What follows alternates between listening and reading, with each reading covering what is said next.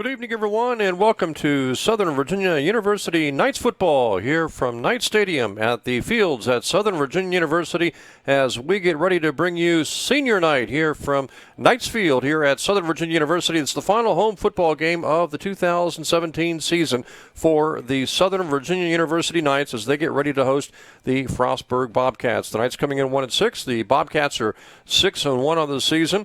Earlier, of course, the stadium was dedicated at a convocation that occurred at 11 o'clock this morning. Mitch Scott, outgoing member of the Board of Trustees, offered the dedicatory prayer, and a ribbon cutting is going to be taking place here at halftime of this game tonight between Southern Virginia University and Frostburg. But again, coming up here in just a couple of seconds, we're going to be honoring the seniors on this Knights team for 2017. There are 14 seniors that will be honored, and we'll be talking about each individual senior here in just a matter of seconds. Again, Knights hosting the Frostburg Bobcats today. Frostburg Bobcats, of course, coached by the former Southern Virginia University head coach, Delane Fitzgerald. Knights coming in. They are 1-6 on the season. Still looking for their first conference win. They're 0-6 in the conference, and they'll be facing a Frostburg team that is 5-1 in the conference, only lost to Wesley, and 6-1 overall. And, of course, the Frostburg Bobcats still have hopes of trying to get a share of the New Jersey Athletic Conference championship, as well as trying to make the Division III tournament. And last year, these two teams played a pretty close game, 24-7 loss for the Knights at Frostburg. The Knights are coming off that 42-0 loss to Salisbury. Knights again 1-6 on the season, and this is their final home game. They have 2 road games still left on the schedule after today against the College of New Jersey and William Patterson. So coming up here in just a few seconds, we will have the individual seniors brought onto the field. 14 seniors on this year's team. Coach DePay saying goodbye to 14 seniors. And our first senior is going to be Cody Barnes, who grew up in California and graduated from Vasquez High School. Served a mission for the Church of Jesus Christ of Latter-day Saints in Chile, Santiago, North Mission. He is a Spanish major on a pre-med track. Plans on going to medical school to become a doctor. Among his academic successes, he was named to the NJAC All-Academic Team, the President's List, the Provost List. He's recorded 1 reception this year throughout his 4-year career with the Knights. He gained a total of 70 yards for the team and recorded a touchdown, escorted by his parents, Bryce and Wendy Barnes. And now here comes Michael Carroll, native of the Lone Star State, graduated from Liberty High School in Frisco, Texas. Served his mission in Spain from 2011 to 2013. He married his wife, Lily, after returning from Spain, a math major. Hopes to go to graduate school to further study mathematics. Earned NJAC All-Conference honors as a tight end twice in his career. He's also named to the NJAC All-Academic Team. He's appeared in 37 games with the Knights for football. Added 615 yards to their offensive stats. He's being escorted by his wife, Lily, and parents, William and Shirley Carroll, tonight. So there is Michael Carroll, great receiver for the Knights. And now here comes Jared Dunlap III, returned missionary from Rapid City, South Dakota, business management and leadership major, hoping to work his way up to coach collegiate football. As a center, he's been a 4-year member of the program, contributing in a big way on offense and also the defensive line in practice. Escorted tonight by his father, Jerry, mother, Tammy, and siblings.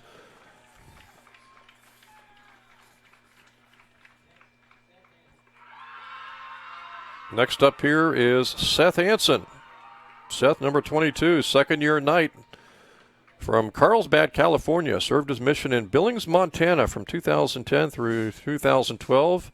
He's an offensive captain majoring in political science, looking to make a career in coaching and teaching.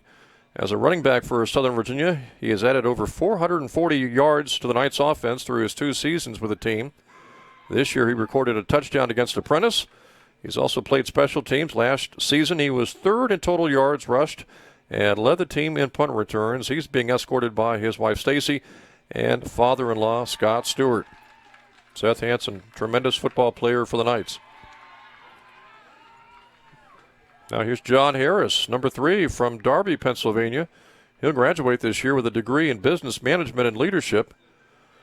During the 2015 season, he ranked 6th in the NJAC for kick returns, and over the course of his 3 seasons with the Knights, John's played 17 games, gained 432 yards, and has a touchdown. And this season, he has recorded nearly 200 yards, including a 43-yard run at Rowan.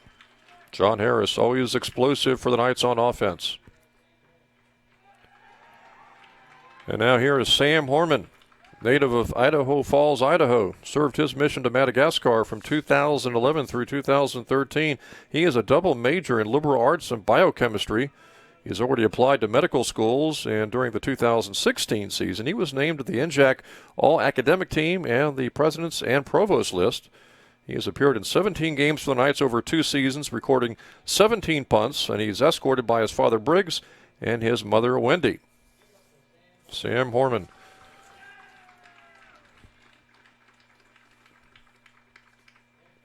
Coming up next, it's Brigham Peasley from Taylorsville, Utah. He served his mission in Tijuana, Mexico from 2013 through 2015. He's a double major in both business and Spanish. Plans on making a career in sports business. He's been battling injuries, and he's being escorted tonight by his wife, Cheyenne Peasley. So Brigham Peasley, another senior that the Knights are saying goodbye to here on senior night tonight. Again, 14 seniors being honored here in pregame festivities from the Knight Stadium. Next up, Corey Prince from Dubai served his mission in Ogden, Utah from 2012 to 2014. Biochemistry major. He'll also minor in philosophy. Plans to become a physical therapist. As a student, he was also named to the Provost list twice. And this year he's appeared as a wide receiver.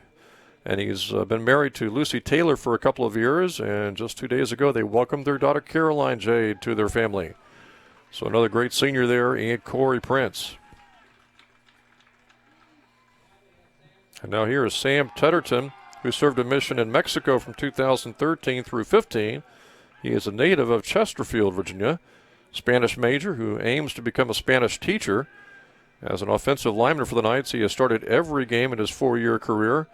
And just a couple of years ago, during the 2015 season, he was named an All-NJAC Offensive Honorable Mention. He's being escorted tonight by his parents, as well as his brother Kyle.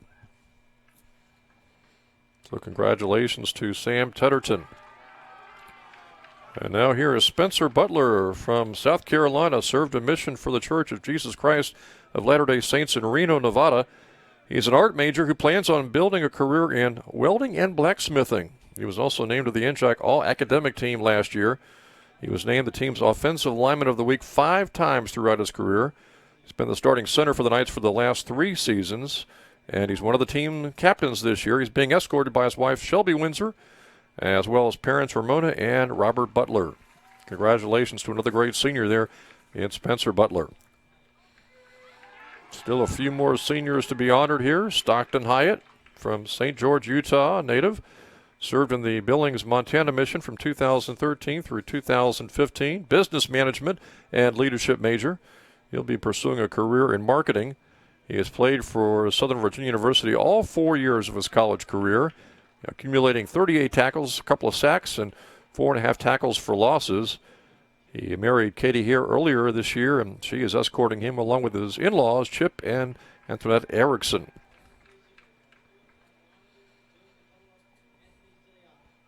And then our last 3 seniors coming out, Stuart Atanu, Bill Katoa, and Anthony Ciliata. Stuart is a business management and leadership major, plans to work to becoming a general manager for an athletic team. He has appeared in 20 games for the Knights, starting in 3 of them, and has recorded 3 total tackles and has made great contributions to the team on both offense and defense. Bill Katoa, native of St. George, Utah, business management leadership major, middle linebacker for the team. He has appeared in 16 games over his 2 seasons with the Knights. And Anthony, defensive lineman from Hawaii, who served a mission in Samoa from 2012 through 2014 before coming to Southern Virginia. He has his wife, 2 sisters, 2 brothers, and before playing for the Knights, he played for Snow College. And during his time with the Knights, Anthony served as captain, earning NJAC honors and also recording over 30 tackles for the team. So again, 14 seniors being honored here before we get this football game underway tonight against the Frostburg Bobcats. Again, senior night tonight. Knight Stadium was officially dedicated earlier today during the convocation. And as we mentioned, at halftime, we've got the ribbon cutting ceremony. So a lot of things going on earlier today before the game here, just minutes before the kickoff. We still have the prayer and the national anthem to come before we have the kickoff. And then we'll get New Jersey Athletic Conference play underway for the Knights against the Frostburg Bobcats. So make sure you stay tuned. Once again at halftime, we'll have the ribbon cutting ceremony and some comments from Glade Knight as well. Frostburg, by the way, is ranked 18th in the nation according to the AFCA coaches poll, 15th according to the D3Football.com poll. And now you see the 14 seniors being honored with some photographs before we get this football game underway today against Frostburg. Knights again still looking for their first conference win in the New Jersey Athletic Conference and their next to last season in the conference. Of course, in the 2019 season, the Knights will join the ODAC, the Old Dominion Athletic Conference. And Frostburg Bobcats really need a win tonight. They are 5-1, trailing Salisbury and Wesley, who are both 6-0 in the conference. So the Bobcats need a win here to keep pace with Wesley and Salisbury. And on Saturday, Wesley will be playing on the road at Montclair. Rowan will be at Salisbury. So some big games for Salisbury and for Wesley coming up on Saturday. Knights, though, here on a Friday night. A rare Friday night home game for the Knights.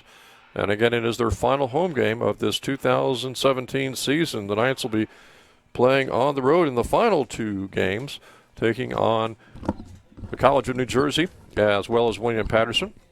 And while we've got a couple of minutes before the prayer and national anthem, we're going to be joined by the athletic director, Jason Lamb. Jason, busy day today for you and for the entire university with some great things going on here at Knight Stadium. Sure, absolutely. Can you hear me okay, by the way? Just grab this thing. It's a great. It seems like it's a week by week great week at Southern Virginia University.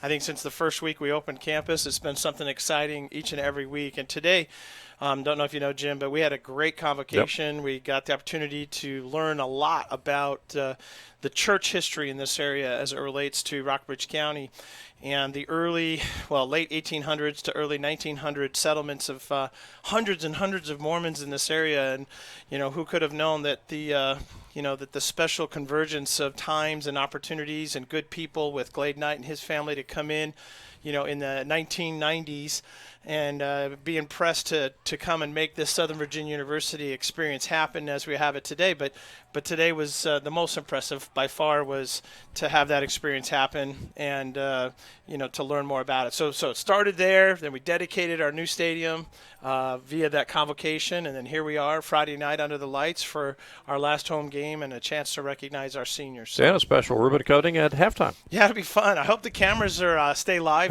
So Craig and company, we got fireworks coming on. So wow, okay. A little surprise for some people who may know already. But yeah, we're trying to pull out all the stops, do things a little bit better, and make this the proper senior Friday night last home game amazing. Fun. Other big news, obviously, for the football team is joining the ODAC, not next season, but the season after in 2019. Yep, it's official. Word's out, as you know, and we are excited and honored to have been asked to participate in the ODAC for fall of 2019.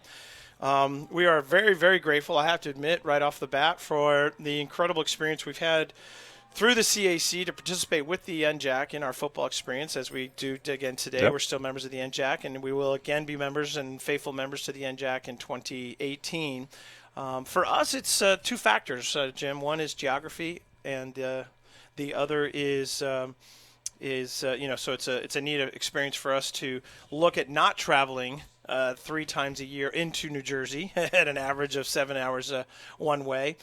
So that's the real impetus to the move.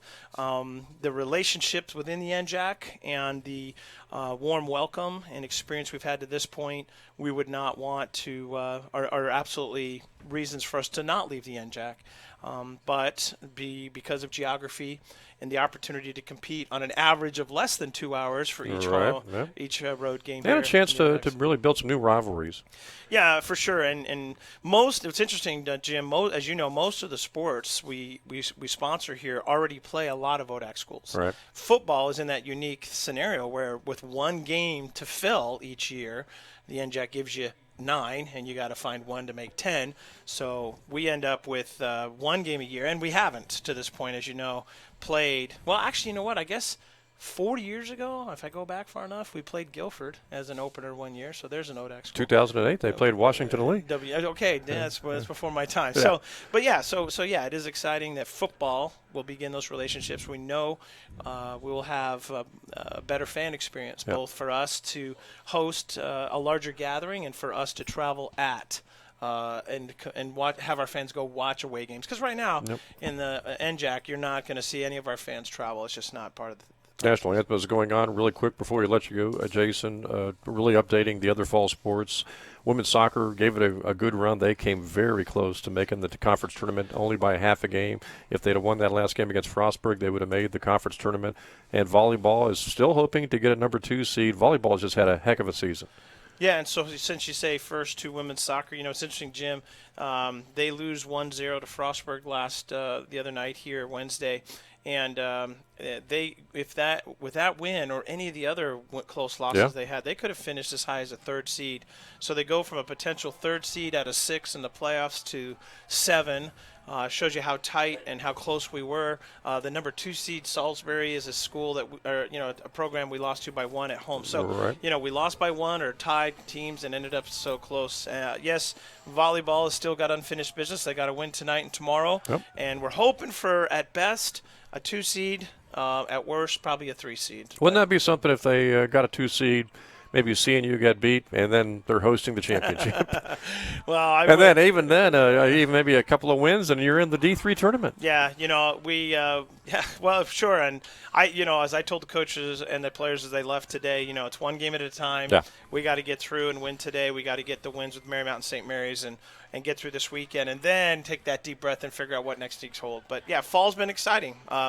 Men's soccer took a little bit on the chin this year, but it's a new coach, and I trust Coach Brewer is going to turn things around. We've also had a lot of success, Jim. I got to admit, our golf programs have started out strong. We've had strong showings at recent tournaments for first-year programs, and as well, Jim, for tennis, our cross country. Well, tennis is men went 7-0, women only lost 1 match, and then the cross country. Yeah, we feel like this weekend our cross country out at competing in the CC championships can do some great things. So. Sounds great. Thanks for stopping by, Jason. Thanks, Jim. You do great work. Take care. All right, man. Go Have Knights. a great halftime, too. Thanks, buddy. See you. Jason Lamb, Athletic Director for the Knights. And don't forget, we'll be having that ribbon-cutting ceremony coming up at halftime. We'll have some comments from Glade Knight.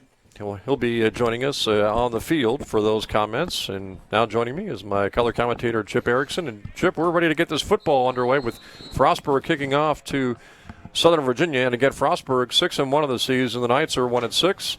And senior night is underway with football here from Southern Virginia University in the opening kickoff for the Bobcats out of bounds. Yeah, it's a good break there for the Knights to start with on a great Friday night with these seniors and getting some football going.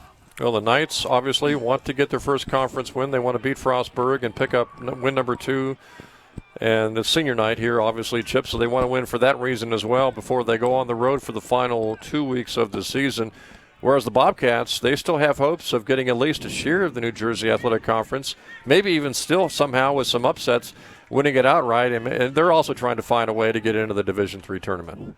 They are, and this is a good opportunity for them to continue with their momentum, see what the Knights can give them here. So the Knights, after that kickoff went out of bounds, will start this opening series, 35-yard line. And Juka will be the starting fullback. He's been getting more and more playing time as the season went on. Yeah, he stepped in well early in the season. We started with Simi Moala, and then he suffered an injury, which gave Juka a good opportunity to get some playing time. Bad pitch on the opening play, and it looks like the Bobcats recovered a fumble at the 31-yard line. They unpeel, and the Bobcats do recover that fumble as the pitch from Ty Jones to the intended running back. The ball never got there, Chip. And just like that, a turnover for the Knights. You know how Coach DePay hates turnovers, and he gets one on the opening play of the opening series. Yeah, not quite the way you wanted to start it. Josh Scales comes up with that fumble recovery, and all season long, really the whole time that Coach Fitzgerald has been at Frostburg, they've been very opportunistic in their turnovers. Starting quarterback for the Frostburg Bobcats is Connor Cox. He can run, he can throw.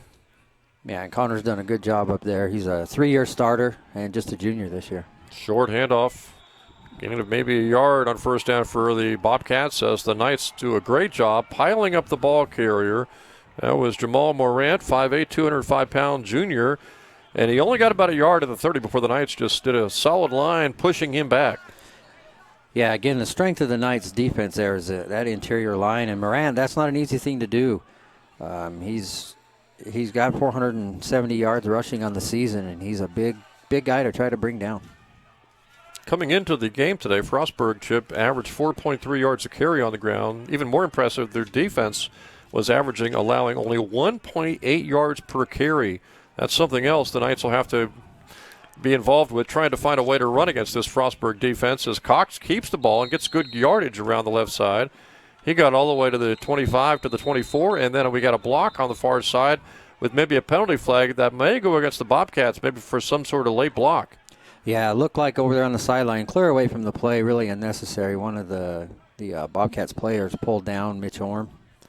And you're talking a good 5, 6, 8 yards away from the play. It just made no sense, and that's something that can't please Coach Fitzgerald. No, not at all. He's very much disciplinarian with his players. That's just not a good way for them to come out and start this thing. Good break for the Knights here after a pickup by the quarterback. See if they call a penalty or pick up the flag. It is going to be a personal foul. No, it's going to go against the Knights, or is it going to go offsetting? No, it's like offsetting. Yeah, offsetting, it looks like. Well, and there, too, it's important for those officials to keep control of this thing right from the start. So after Cox's run, they'll mark it at the 24, which will leave Frostburg looking at third down, about 3 to go. This could well be obviously 4-down territory for the Bobcats, as it would be a relatively long field goal. They would obviously like to get that first down, Chip, and drive for a touchdown. Yeah, definitely. That's what they'll be looking for. They do have a really good field goal kicker in Mustafa, but they are looking for that touchdown.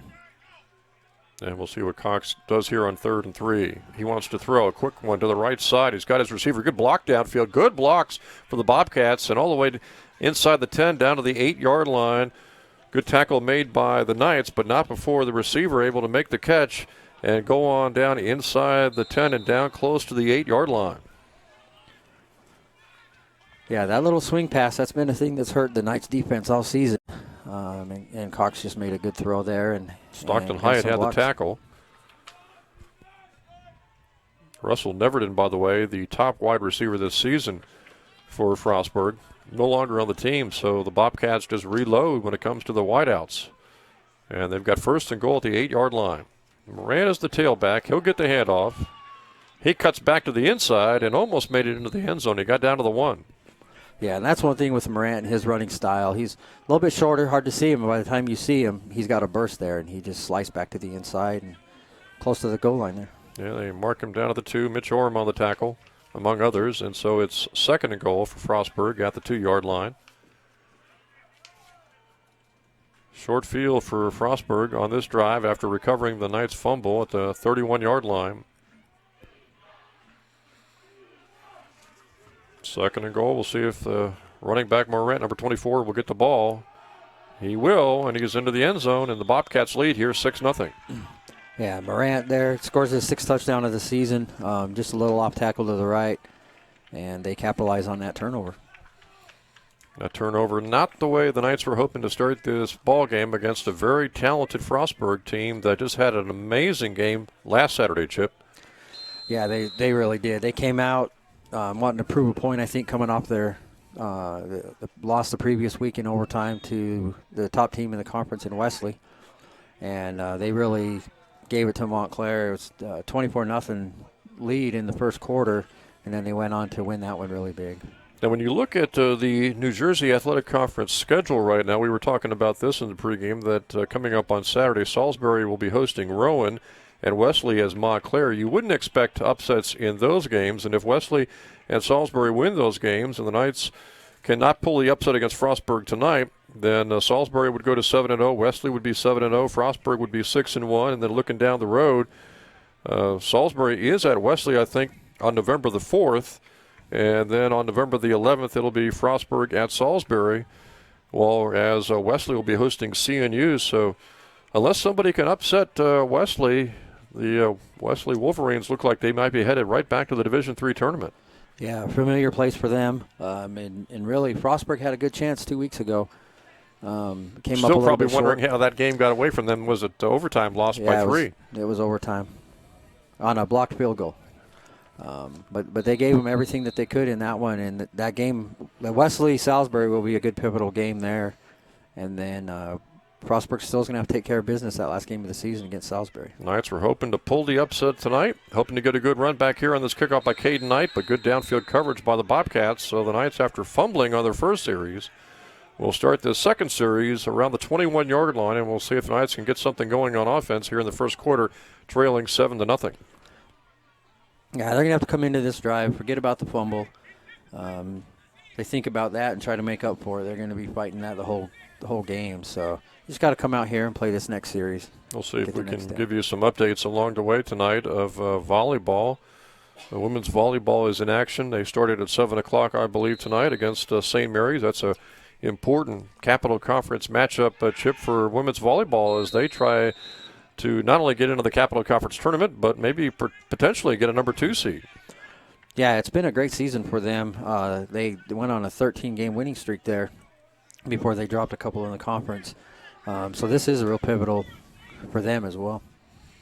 Second down, about 8 to go. Movement along the line. Let's see if this is going to be offsides against Frostburg unless somebody moved for the Knights. Looks like it may go against the Bobcats. Again, that's a big part of the reason why they run that little freeze motion there. One, to look at the defense, and two, you hope that you get a free 5 yards out of it. And again, I'm sure that is something that the Bobcats practiced, and having practiced that, again, that can't be something that would please Coach Fitzgerald all too much. It's if you practice all week long to be ready for something, and then something like that happens in the opening minutes, basically. Yeah, and especially when it's a guy that's directly over the ball, that's something that shouldn't happen. He can see that thing right there, and so you just have to have discipline and not try to tee off on that. See if the Knights could take advantage going from a 2nd and 8 to a 2nd and 3. Ty Jones, the quarterback, under center, quick handoff right up the middle. Knights will pick up the first down as they get the ball across the 30, and Juka ends up going close to the 34 before he is finally hauled down. First down, Knights, 34-yard line. Great job there by the offensive line getting that push. They wanted a little more than the defensive line there at Frostburg, and that's big. You mentioned earlier that Frostburg has only given up, a yard and a half a game or carry, and they actually, for a while there, had led the nation in rushing defense out of there's 264 teams in Division III football, and they were number 1 in the country. Knights 1st and 10, 34-yard line. Hand off to Juka again. That time the Bobcats were ready for the fullback. Looks like the ball might have come out again. And let's see what the referees are going to rule here. They're going to say Juka is down, I believe, which would allow the Knights to dodge a second fumble. Just a yard pickup, though. 2nd down, 9 to go. So the Knights able to dodge another turnover, and we'll see if they can do something here on a 2nd down and 9 at their own 35-yard line. Yeah, and that's something the Knights are going to have to be aware of all night is Frostburg's going to be looking to strip that ball. I know Coach Fitzgerald, that's something he really preaches, and they practice it every day, is trying to get that ball out. From the 35-yard line, Jones, option right, hit from behind, dragged down. Still a good gain, though. Got close to the 40. They'll mark him down at the 39, 4-yard pickup, and so the Knights are looking at a 3rd down, about 5 to go. Good decision there for Ty. He was able to move that defensive end with his eyes going out to the pitch man and then make that cut back inside, which he's done really well all season.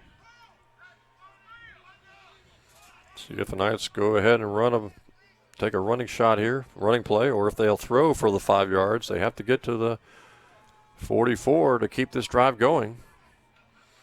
And Ty wants to throw. He's pressured off the bat and sacked back at the 31-yard line. He never had a chance to set up in the pocket.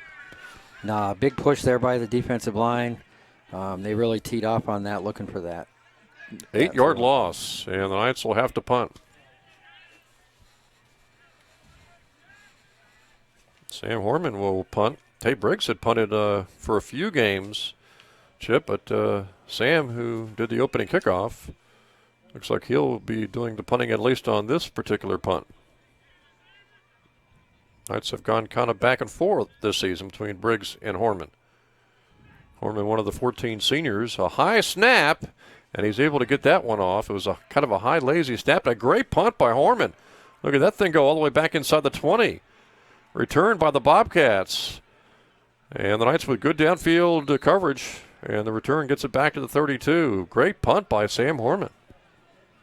Yeah, great job there by Sam. First big thing there was getting that snap. It was pretty high.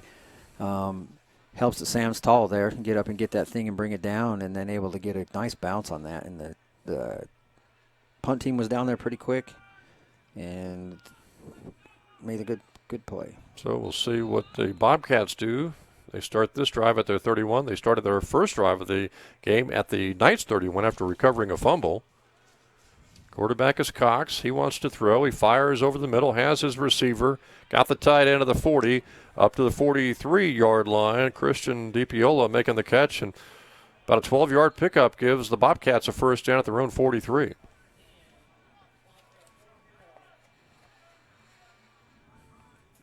Yeah, you look ahead way down the road, and obviously still 3 weeks left in the season, Sam or Chip. But when you look at the Division III tournament, if Wesley isn't beaten and they get the New Jersey Athletic Conference automatic bid, let's say Salisbury loses to Wesley, doesn't lose anymore. Let's say Frostburg runs the table.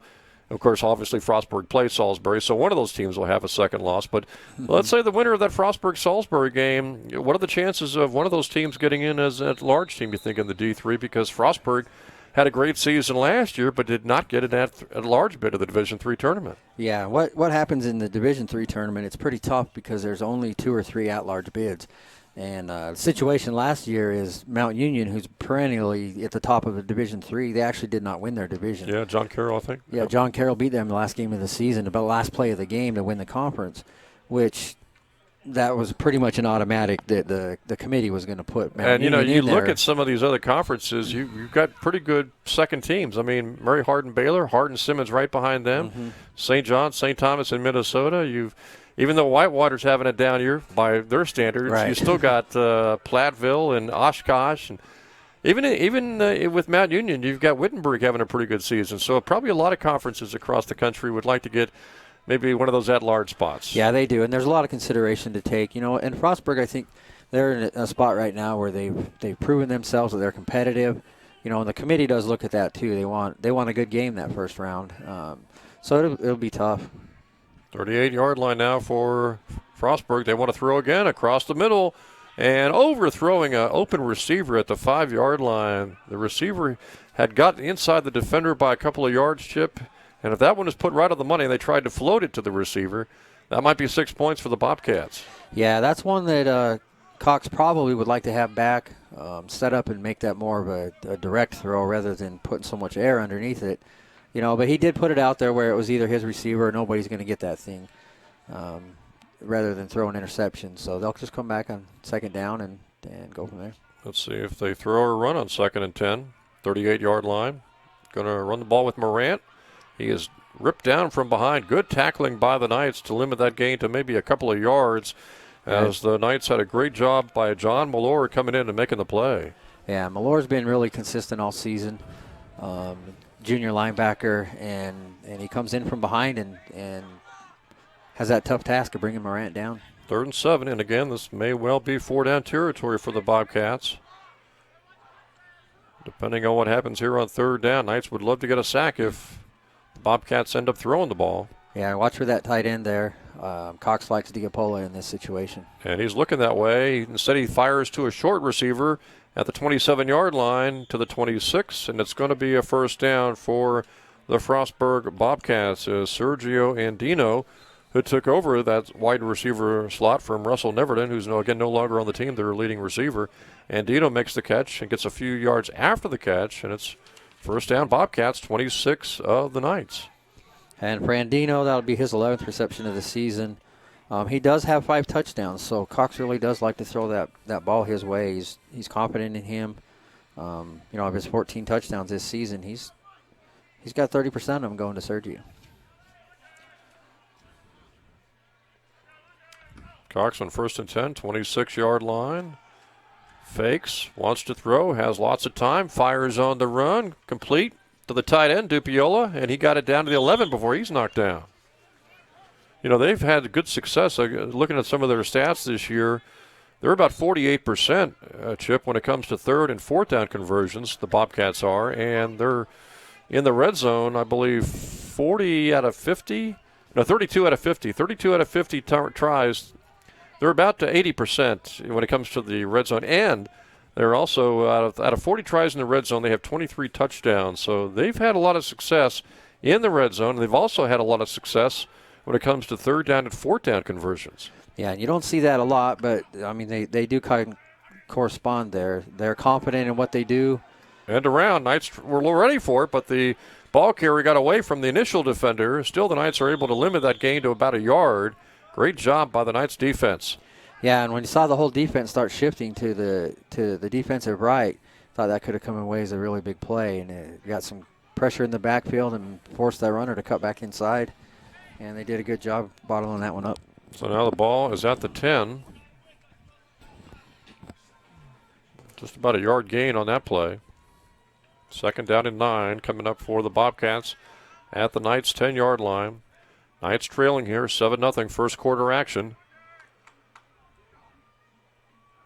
And Cox on 2nd and 9 looks to the left. Now he looks back to the right. He's got time. Now he's flushed out of the pocket. Fires on the run, and he throws it out of the end zone. He was looking for DiPiola in the back of the end zone. Didn't really have him. Played it safe and threw it over the top, and now it's 3rd and 9. And a really good job there by the defense as a whole. Coverage was good. Cox didn't have anywhere to go right away. Even scrambling out, it's hard for a defender to cover a guy for that long. And the Knights did a good job staying on top of those guys and forcing Cox to throw the ball away. Bringing up a 3rd down with just a little over 5 minutes left in this first quarter. Knights are trying to hold here, force the Bobcats to go for the field goal. And if we can hold them to a field goal here, it'll definitely be a win by the defense. We're going to tighten up and watch that draw here coming from Morant. 3 receivers to the left, and we've got movement maybe. I think we either probably going to have a timeout by Fitzgerald or it'll be delay a game here. If they don't give him the timeout, delay a game. It is delay a game. So it's back now to the 15-yard line, and a 3rd and 9 is now turned into a 3rd and 14. Yeah, 3rd and 14. This is a spot where just watching some of the things that Coach Hyatt's done as the offensive coordinator.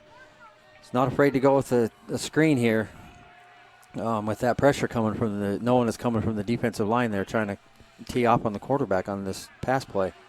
On this occasion, the Bobcats are going to have 2 receivers to either side. And Connor Cox back to throw. He's got some time. He floats it to the right side. It is caught for a touchdown for the Bobcats. Between 2 defenders, no less, as he was able to float that ball to Sergio Andino. And I'm not sure what was more impressive, Andino going up between 2 defenders and making the grab and getting into the end zone at the same time, or Cox, Chip, able to float that ball only where his receiver could go up and grab it. Yeah, that was a spot. Got the defender turned around a little bit. And again, Cox likes Andino. That'll be 6th touchdown pass of the reception of the season for Andino. And extra point is good, and the Bobcats have jumped on top here, 14-0 now here in the first quarter. Well, the Knights knew they had their hands full tonight against the Frostburg Bobcats, and the Knights have really seen some good teams of late, including a couple of their last road games. Big losses to Wesley and Salisbury, and now Frostburg, and these are the top 3 teams in the New Jersey Athletic Conference. Yeah, it's a tough road there with those 3 right in a row. But they've done some good things too. Of course, on that drive they had some good plays, and just haven't put together a full series to stop a team like Frostburg. Knights will be playing on the road next Saturday, November the 4th, at William Patterson, and then their season comes to a close on Saturday, November the 11th, at the College of New Jersey. Again, this is the final home game for the Knights.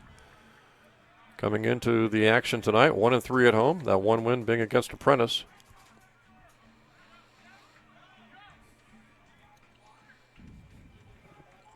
So the Bobcats have 2 touchdowns, and now they're ready to kick off, and the Knights are just trying to get something going on offense to try to stay in this game. That was what Frostburg did last week to Montclair. They kind of just took charge of that game early, Chip.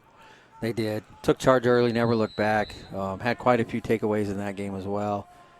Scored them about every way possible. They blocked a punt for a touchdown. And Knights have just got to put together a drive here. This is Caden Knight bringing it back across the 20, and he's down just shy of the 25. Yeah, and that's a good return. Get the ball at the 25. That's a good spot for the Knights to start. You just need to put together, sustain some drives here, get a couple of first downs, and take this clock down and punch the thing in the end zone. And Simi Moala looks like he's going to come in there at fullback for the Knights. And we'll see if Simi gets some carries here on the Knights' third series of this ball game. And Simi will have to be careful here because the Bobcats will be trying to strip that thing. John Harris also out there. John, one of the seniors honored before the game today. And Chip, you were out there as well. Great senior pregame festivities. Yeah, and this is a good thing to see here with that is, last year there were 4 seniors. This year there's 14, and that makes a big difference in a program. And that's something that Coach DePay is really trying to work hard here, is to establish that and have a good core, good base of guys all the way through all 4 years. Good run by Ty Jones on first down. Picked up 10. First down for the Knights at their own 35 as they try to get something started here on offense before this first quarter ends. And Jones wants to throw. He's pressured again, and he's going to be sacked. Sacked back at the 31 or 32, and again, it was kind of like the sack last series at Chip. Again, just not enough time for Ty to set up in the pocket and even begin to look for a receiver. Yeah, there's a lot of pressure up front. These guys they're thirsty for the sack, and they know what they're looking for there. And Jones did a good job stepping to the side initially, missing that. Or it could have been a several more yard loss there. But it's tough to throw on this team as well. So it is 2nd and 14. Ball back at the 31 now. Knights trailing here 14-0. Jones hands it off. Big run. Moala. He may go. He's to the 50. Cuts it back, and he runs into a couple of tacklers and goes down at the 26. But a great run by Moala. I believe that's going to be about a 43-yarder. Yeah, they had him. Looked like they had him initially bottled up, but nobody wrapped him. He squirted out that left side, and that's the 3rd or 4th time he's done that this season, where he's picked up a big chunky yards just coming straight up the middle. Of course, the most famous of all his runs this year, his first run against Christopher Newport that went all the way for a long touchdown. Yeah, that 73 or 74 yarder to open the season really boosts his average there. Now the Knights are in business at the 26. And Jones wants to throw again. He's got some time this time. He fires to the right side. Got his receiver at the 20. Looks like John Harris coming out of the backfield, able to scoot that A-back out. And when they do that, what happens there is they ends up with a linebacker covering him in most cases. And that's a tough assignment for any linebacker to try to keep up with the running back. And John's got some good speed there, made a good cut, and Ty set up and made a good throw. 5-yard gain, 2nd and 5, Knights, 21 of the Bobcats.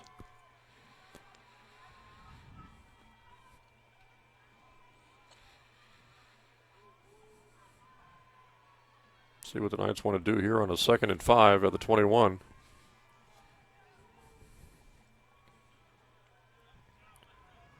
Green's in motion. Jones wants to throw. He's got Carroll out there. Fires to the short receiver. In and out of the hands of the intended receiver. Had Harris wide open. If he makes that grab, he can basically walk into the end zone. Yeah, he's got to look that one in and not think about turning upfield. Make the catch first. There is a flag on the play. Don't know where it was thrown. It's either defense offsides or an illegal shift here on the Knights. Initially, it looked like Carroll was going to be the open receiver, but he brought the defender back into the end zone with him, and that allowed Harris to be wide open.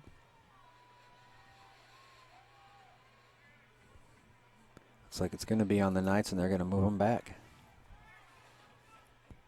Illegal procedure, and they'll take the 5 yards. Turn a 2nd and 4 into a 2nd and 9 unless they decline the penalty, and looks like they're going to take the 5 yards and replay 2nd down. Ball at the 26. Now it's 2nd and 9. They could have easily gone with 3rd and 4. Interesting decision there. Yeah, I think there Coach Fitzgerald's thinking that they'll be looking at 9 yards to pick up, and that's a harder task against this tough defense. See if the Knights make them pay for it after they went ahead and took the penalty yardage. It's almost 2nd and 10.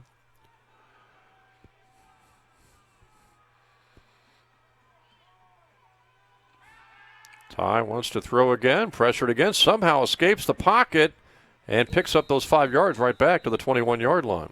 Yeah, good decision there by Jones to pull that thing down. Oh, how did he get out of that pocket? He's shifty. Good vision, kept his eyes upfield is the big thing.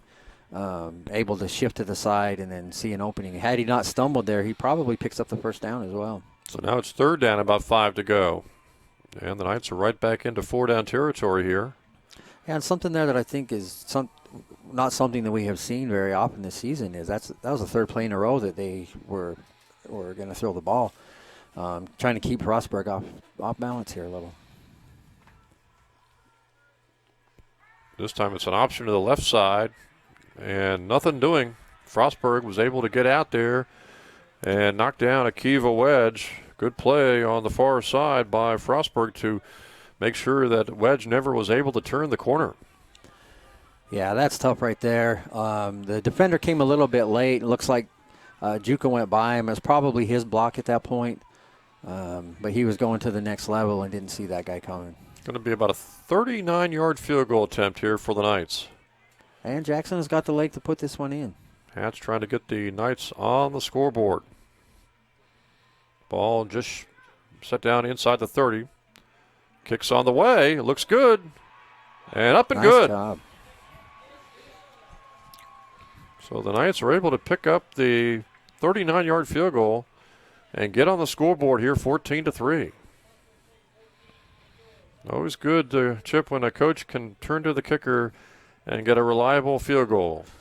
Yeah, and at that distance, that's, it doesn't sound like a lot, 39 yards, but that's a long ways. And with the pressure that Frostburg brings as well, they over the last few seasons, they've been tops in the nation every year in block kicks. So it's got to be on a kicker's mind. But he did a good job there getting that thing up. He's all season long he's been close. He's definitely had the leg, and it's good to see him get that one through. Jackson, a freshman from Layton, Utah.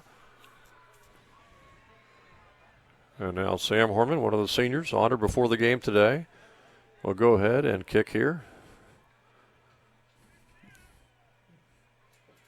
Was talking with Sam before the game, and he mentioned that he was looking forward to kicking off against Frostburg because they've got some good return men. He didn't tell me he was going to nail a really big punt.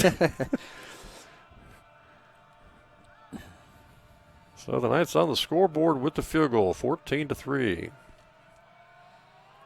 And now defensively, they'll try to shut down this Frostburg offense. As you saw Sam kick it low on the ground to keep it away from these return men. Still, even with that, the Bobcats are going to have pretty good field position up around the 40 or 41-yard line. Yeah, and Sam did what he needed to do there. He saw that ball as it went down. It took a big hop. But the kick returner was able to pick it up and pick up some pretty good yards, give Frostburg good field position to start this drive. Still, the Knights were able to get on the scoreboard with that field goal, and that helps things, especially if the Knights defense can find a way to shut down the Bobcats. Yeah, and with just under a minute to go in this quarter, Bobcats will just start this drive down and see if we can get some good pressure on them here. Kevin Levatt gets the carry, backup running back, and he turns his way down the sideline. It looked like that was going to be a 4 or 5 yard pickup, and instead it ends up being about an 18-yard gain from the 40 all the way to the Knights' 42-yard line as Levatt was able to run over a couple of defenders. Yeah, dropped his head, dropped that shoulder, kept his legs turning, and he was able to pick up some extra yards after the initial contact.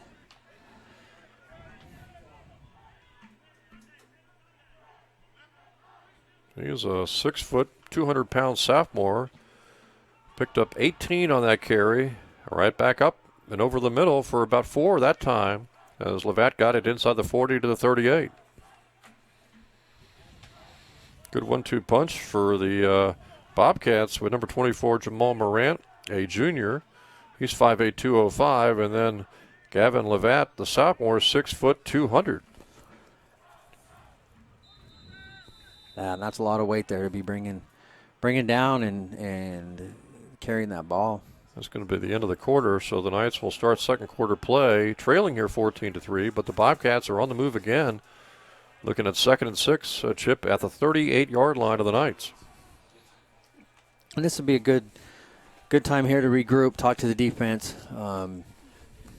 really talk about that initial contact and wrapping up and making some tackles, get everybody flowing to the ball. And, if you can get a stop here, 14-3 is not out of reach. Come back and put another drive together and keep this thing close. And that's the key, keeping it close, because as we saw with the Frostburg-Montclair game, that thing just got out of hand last week. As you mentioned, the Bobcats jumped on top 24-0, and I think a lot of people were surprised by that score, 62-3. Yeah, they came out ready to go, fired up, played with a lot of energy. It was their homecoming, and that made it where I believe that was for Coach Fitzgerald, who's been there. This is his 4th season. They're 4-0 in their homecoming games, and they really stuck it to Montclair last week. Yeah, you look ahead, like I say, really 2 big questions in the New Jersey Athletic Conference. Salisbury, can they win at Wesley? Frostburg, can they beat Salisbury? And will any of those 3 teams be bumped off by anybody else not on the top 3 in the conference? Yeah, it'll be tough to have someone knock someone else off there out of those 3. But Christopher Newport was able to do it last year against Wesley. So I guess anybody in this is a tough conference to be in. And CNU, I believe, again, will be ending up the season playing at Wesley. Cox, the quarterback, wants to throw, gets away from defenders, going to run for it. And he goes to the 25-yard line and then is knocked down at the 24. Ball like came loose, but away. I think they're going to say it's down down to the 24-yard line. They do say the ball is down right there. Knights were hoping for the turnover. Cox, kind of surprising. He got to the 25, and instead of just taking going down head first maybe or sliding down, he decided to go for the extra yardage. Yeah, it almost cost him there. I think what they're saying is that his forward momentum was stopped, and so he was down at that point. But they had him bottled up there for a second, and just he was able to slip out. Good coverage by the defensive backs. And once that happened, there was nobody in that second level to pick Cox up. And so the Bobcats have it 1st and 10 at the Knights' 24-yard line after the gain by the quarterback. Bobcats trying to get their 3rd touchdown of this first half. They throw a pass to the left side, complete, down to the 17-yard line. Knights are trying to pull that ball loose, but the receiver goes right down to the 17-yard line for about a 7-yard gain. As the pass is pulled in by the wide receiver for the Bobcats. Bucco making the catch. And as you mentioned, Chip, sometimes you're trying for extra yardage and you'll end up paying for it.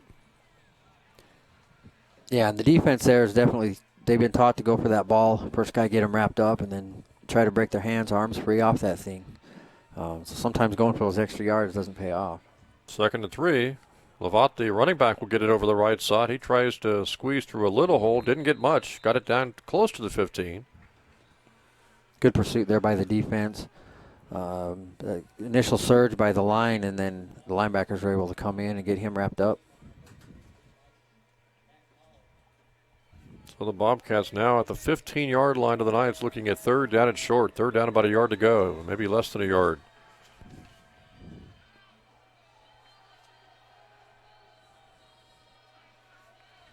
Last year, the Knights played the Bobcats very tough, only losing 24-7. 3rd and short. And Lavat, the running back, gets the carry, gets the 1st down. He's down to the 11, 1st down Bobcats. Yeah, tough assignment there for the defense. Lavat's powerful. Just takes a little bit of a push there by that O-line, give him a little crease, and he's probably going to pick that up most of the time. And that's one thing that the Bobcats are good at. I talked about earlier, their conversion percentage on 3rd and 4th down. They put themselves in a good spot where on 2nd down they pick up good yardage, 1st down good yardage. So 3rd down is usually 3rd and short, 2 or 3 yards. Also good in the red zone, as we mentioned, about 75% scoring in the red zone.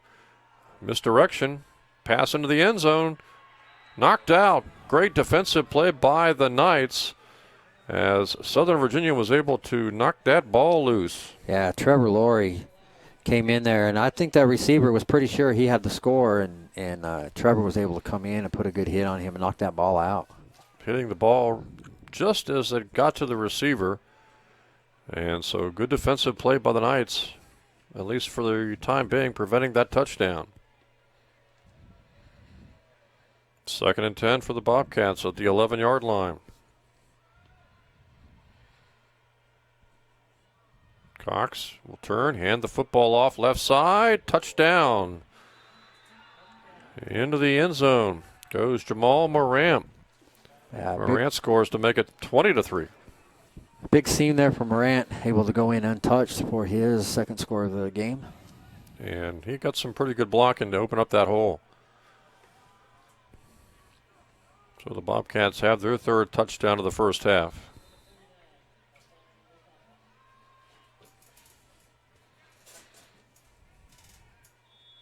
So now the Bobcats lead is 18 points here, 21-3.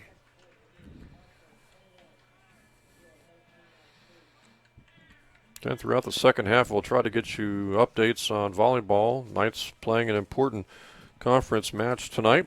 Started at 7 o'clock against St. Mary's. Men's soccer, 4-14 in the season, 1-8 in the conference. They'll end up the season next Thursday night at 6 o'clock at Gallaudet. And women's soccer will end up the season on the road to Christendom Monday at 4 o'clock.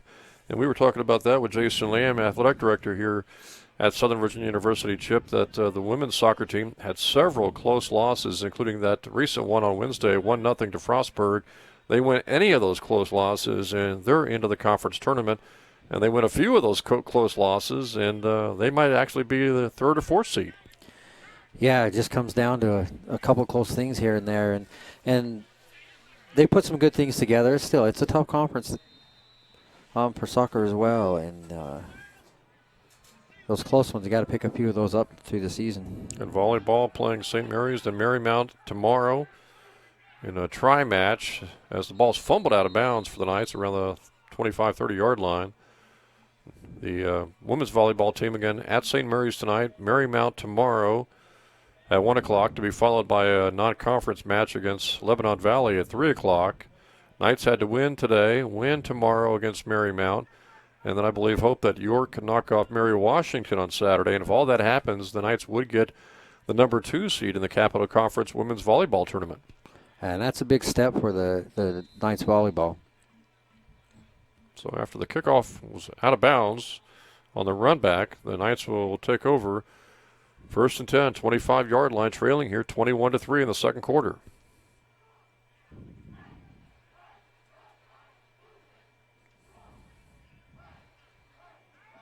And they'll go to Mawala up the middle. And he lost the football. And the Bobcats look like they've got it. Yep, they do. Recovering that fumble by Simi Mawala at the 27-yard line. That is the second fumble that the Bobcats have recovered inside the Knights' 35-yard line. Yeah, and they're very opportunistic on that. They're looking to strip the ball every single play. And you mentioned, I think, a series or two ago that Simi had to be careful running that football because the Bobcats, they like to go for it, and they like to go for it early. They do. They'll put a helmet on it. They'll get arms on it, hands. Everybody's going for that ball. And Simi's had a little bit of fumble problems throughout the season. And Coach Fitzgerald's definitely going to know that coming into this thing and going to try to get that ball out of his hands. Now the Bobcats are going to spread the field.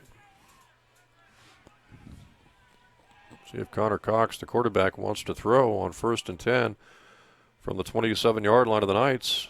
He wants to fire. He's pressured. He throws over the middle. Man out there, and it's incomplete. Overthrow the receiver by a couple of yards, and he had to do that, Chip, because the pressure was coming. If he waited another split second to throw that football, he would have taken the sack. Good pressure there by the defense. Defensive line up in front, getting through that offensive line and forcing Cox, you said, to throw the ball early. He did have his receiver on that post, but good pressure there.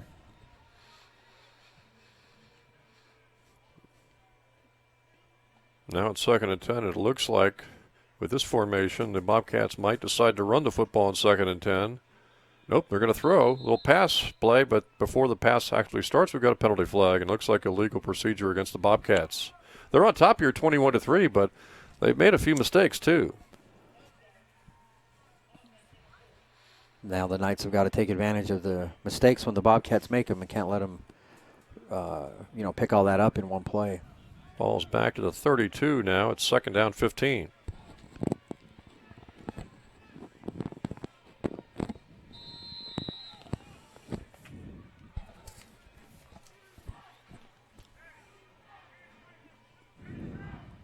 Two receivers split left. And on second and 15, we'll see if Cox throws, needing 15 yards, goes up the middle. Very short gain. Knights defensively right there, ready for the running back. Allowing maybe a 4 or 5 yard pickup. It looks like 3rd and 10 coming up here for Frostburg. Man, Morant only able to pick up the penalty yards there, bringing up a long 3rd down, which is where the Knights defense wants to put them. Got to get some more pressure on Cox in this one and be able to contain him if he does pull that ball down. He's shown tonight already that he can pull that thing down and pick up some good yardage. See what Cox decides to do here on a 3rd and 10 at the 27-yard line. He looks downfield, throws to the running back, Morant, in the open field, and he took a real hit. Great play there by, I think it was Katoa. Yeah, Bill Katoa, another one of the seniors. He was ready for Morant, and he took him on full force. Morant's a big guy, and that's tough to bring him down, but Bill gave him everything he had and put him on the ground. Katoa, another of those seniors honored before the game, limiting that pickup. And so the Bobcats have it at the 23, looking at 4th down, 6 to go. And it looks like they're going to go for it. This is a huge play right here in the second quarter. Definitely. This would be huge for the defense. Give the Knights the ball back and put a stop on Frostburg.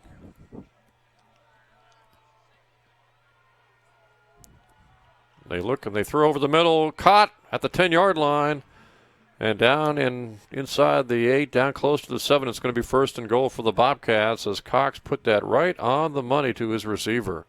Yeah, and they came back to the same look from the previous play when he hit Morant on that little swing pass. This time he looked to Morant, froze the defense for a second, and the receiver was able to run a slant and pick that 1st down up. So it's 1st and goal for the Bobcats. 8-yard line. We mentioned how much success the Bobcats have had on 3rd and 4th down conversions, Chip, as well as in the red zone. Again, coming into the game, 32 of 40 scoring opportunities in the red zone. 23 of those were touchdowns, and now they've got it down to the 5-yard line. Neil Davis right there, along with Bergman making the play, but it's still going to be 2nd and goal for the Bobcats near the 5-yard line of the Knights. Yeah, Neil and Joel do good job all season. You know, they lead the team in tackles. Not sure which one's the harder hitter. I've seen Bergman hit some guys that look pretty vicious. Yeah, they both take every chance they get to lay a good hit on. And that's tough there again to bring him down. He's a big back. 2nd and goal, 5-yard line. Cox throws, man out there, double coverage, and incomplete. Cox not afraid to fire into double coverage. He was trying to hit Andino, and he did that earlier in the game where he threw into double coverage, and Andino jumped up and got it. Not so that time. The Knights had some pretty good coverage. Yeah, on that one, Mitch Orem and Trevor Laurie both over there, and were able to knock that thing away. But Cox isn't afraid to throw into double coverage. It gets him in trouble now and then, but he'll still take that shot. He's got his confidence in his receivers to go up and try to get that thing. 3rd and goal from the 5. Morant, the running back, alongside Cox. Cox wants to throw. Fires. Incomplete. Receiver ran into the defender, and there's a late flag. Yeah, I don't know. That's tough for the defender there. I mean, unless it could be offensive pass interference. The defender was just standing there. Yeah, and Morant kind of just fired right into him and then went down. Morant never looked back for the ball. Isn't that kind of almost incidental contact? Well, either incidental or shoot. I don't know. Maybe you go offensive pass interference. No, they go defensive, and that really cost the Knights. 1st and goal at the 2. Yeah, that's a bad break for the Knights. As you mentioned, the defender was just doing his job, standing there, and the receiver, running back in this case, went right into him. I think the best thing there is probably a no call. But that's a really bad break for the Knights. They had played such good defense. And now on the 2-yard line, it's going to be tough here to get them pushed back. Straight ahead handoff up the middle, touchdown for the Bobcats. Yeah, fullback get an opportunity to carry the ball there for the Bobcats. And scoring was Grayson Boyce to make it 27-3. Well, the Knights defense kind of deserved better, but I guess as you were saying, when you have that kind of contact and the pass is out there, they almost feel inclined to throw the penalty flag. And now the Bobcats, with 4 touchdowns in this first half, have jumped that lead to 28-3. So these fumbles the Knights have had, one by Juka, I think, at the very beginning of the game, and the other by Moala, really costing the Knights because they've come deep in their own territory and allowed the Bobcats, Chris, Chip, on 2 of those 4 touchdowns to really have short drives. So one, at the 31-yard line, the other one was like the 27-yard line. Man, it's a tough spot to put your defense in when you're doing that kind of a thing. And, we've talked about it throughout the whole game, is that the Bobcats are very opportunistic. If they get a turnover in field position like that, they're generally going to generate some points out of it.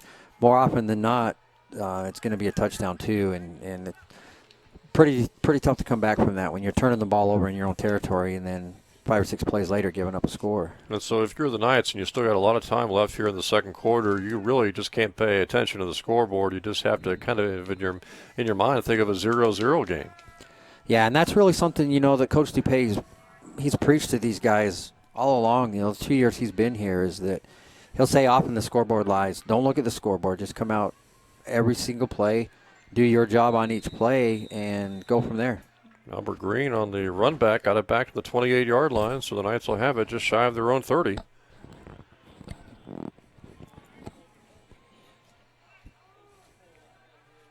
And that's one spot where the Knights have been pretty consistent this year. Caden Knight's averaging about 20 or so yards a carry on the returns, and they've started around the 25 or 30-yard line almost all season on their kick returns.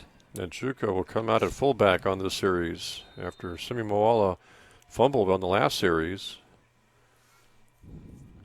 And right now the Knights really need some first downs. They'd love to score on this drive, Chip, but they also want some first downs just to keep that Frostburg offense off the field. Right. The offense here has got to take some time off the clock, give their defense an opportunity to catch their breath. Pitch to Akiva Wedge. He gets run out of bounds on the far side. And a good decision there by Jones.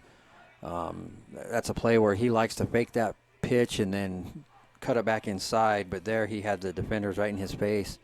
Made a good pitch, and Frostburg's got some speed on defense too, and they stretched that thing out a little more than what the Knights have seen in the past, and just picked up a small gain. So it's 2nd down and 8.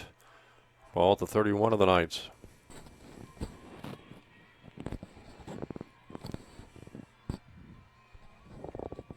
Again, the final home game of the 2017 season tonight for the Knights will be playing William Patterson College of New Jersey on the road for the final 2 weeks of the season. That's going to end up being about a 5-yard pickup for Ty Jones. And the Knights at the 37-yard line looking at a 3rd and short now. 3rd down, about 2 to go. And that's really what you're looking for on these drives. If you can get short yardage on 3rd down, give yourself an opportunity to pick up a first down with short yardage to go. What kind of play call do you expect here on 3rd and 2? Will they go to the fullback or maybe Ty on the option? I would think they'll probably give Ty the option here. He generally picks that up some pretty good yardage when he cuts that ball back inside. They gave it to Juka instead, and he goes nowhere. Knocked down right at the 37-yard line. He was lucky to get back to the line of scrimmage. Yeah, stood right up. Got a surge off that defensive right, and Juka had nowhere to go. Looks like the Knights are going to try to go for it here on 4th and 2. And now they decide to go ahead and punt. So Sam Horman comes on. They were tempted to go for it, it looks like. Of course, if you don't get it on 4th and 2, it's basically almost a turnover. Yeah, you don't want to give Frostburg this spot on the field. Got to make him work for it. Horman had a good punt last time out.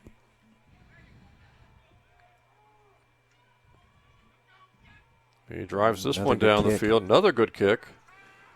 All the way back close to the 15-yard line. Frostburg, good return going.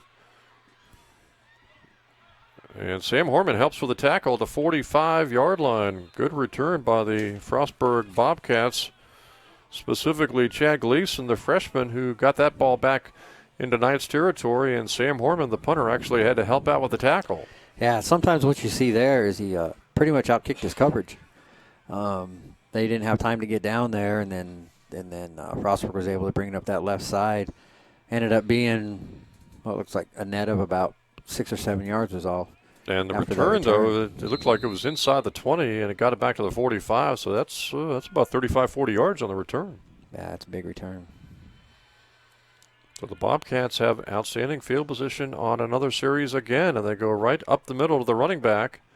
Not much running room. The Knights, again, doing a great job shutting down the ball carrier, essentially for no gain at the 45-yard line. And it looked a little bit like right there, like Cox wasn't quite sure if he was going to keep that thing or pull it. So the timing was off a little bit there between him and the running back, and it gave the Knights, with some pressure up inside, a good opportunity there to stop him for no gain. That's the ball carrier. No gain on the play. 2nd and 10, 45 of the Knights.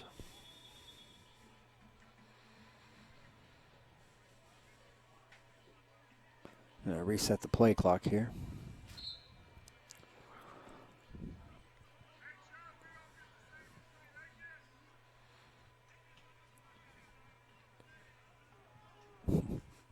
Cox hands it off up the middle. Again, the Knights doing the job defensively, shutting down the ball carrier. Second straight time for Levet to go right down at the 45-yard line for essentially no gain. They'll mark him at the 44, so they give him a yard. It's 3rd down, 9 to go now. Yeah, and that was a great job there by Matthew Blake. Coming from that linebacker spot, he was able to slice in and get up underneath that and hold that big back again for really no gain. 3rd and 9. Now, if the Bobcats don't pick up any yardage, I would imagine they would punt and not go for it on 4th down. Yeah, this is a spot on the field where they could punt and pin the Knights back and put them in really tough field position. Knights would like to get the sack here. Cox, plenty of time to throw, though, initially. Some good Now he's pressure flushed by from Marlin. the pocket, and he ran into a blocker and somehow stayed on his feet. Now he's really going to be taking a big sack if he a good big block hit. from a lineman. Now Cox lost the Fumbles. football, Knights and recover. the Knights recover at the 47-yard line. Boy, if he doesn't lose that football, he might actually pick up the 1st down. He had a lot of running room to his left, Chip, but instead the Knights recover the fumble. Not sure exactly what happened to Cox unless he got a little tired. Yeah, he ran around enough. He probably did get tired. The ball got a little slick. Initially, it looked like, if he took a sack on that play, it might be a 30-yard loss. And he did a great job to get it back to the 50, and it looked like he had a lot of running room over to the left side where he might have been able to get the 1st down, but the Knights recover the fumble, and now the Knights have outstanding field position at their own 48-yard line. Yeah, really need to take advantage of this opportunity. Jones wants to throw. He is pressured, and he is hit and dropped back at the 42 for a 6-yard loss. Bobcats weren't fooled on that one. They were able to push that receiver a little more to the outside than he wanted to go. He's got to do a little better job out there keeping the leverage to the inside and giving Ty a spot to throw the ball. Can't imagine the Knights have seen more defensive pressure with some quarterback sacks than they are seeing tonight from the Frostburg defense. Nah, they're really teeing off, looking for that sack. So now it is 2nd and 16 for the Knights. They're in a big hole here back at their 42-yard line. Juka's the fullback. Jones will carry it himself. And he picked up maybe 4 to the 46 before he's knocked down. Got back most of the yards they lost on that sack, but that brings up a long yardage here. They're down almost 11 to go. One receiver to the left, 2 to the right. Juka in the backfield. And wedges the slot back on the right side.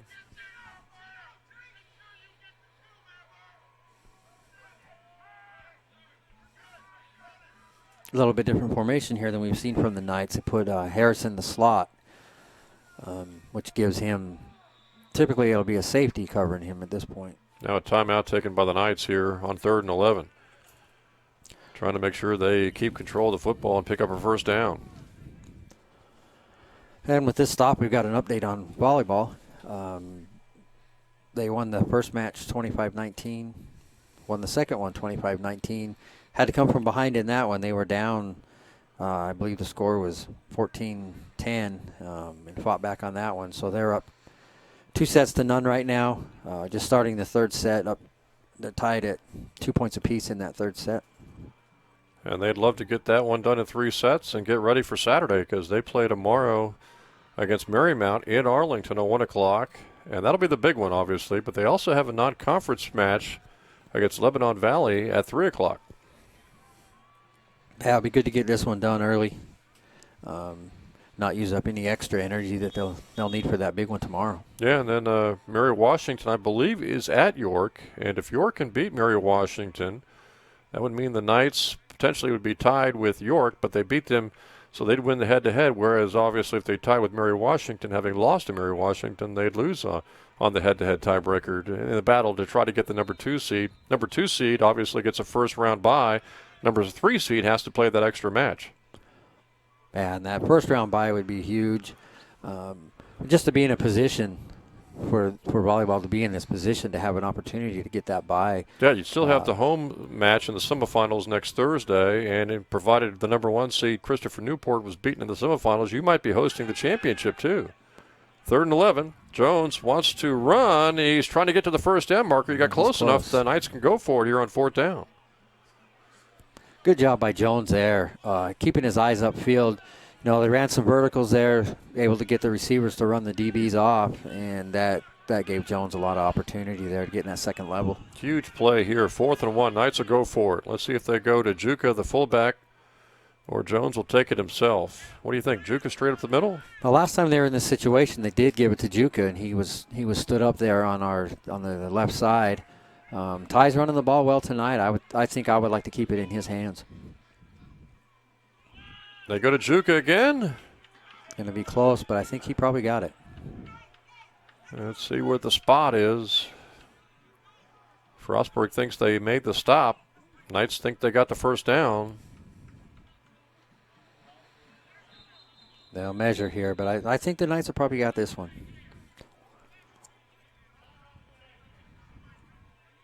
They decided to go straight up the middle, though, with Juka again. Knights pick up this first down. They are able to control the clock and hang on to the football here in the final 3 minutes of the second quarter. Otherwise, they'll give it over to the Bobcats in pretty good field position, too. So this is an important measurement here for the Knights. And let's see if they picked it up or not. There's some chain there. And it looks like they did not pick it up by inches, a couple of inches, and Frostburg able to hold on.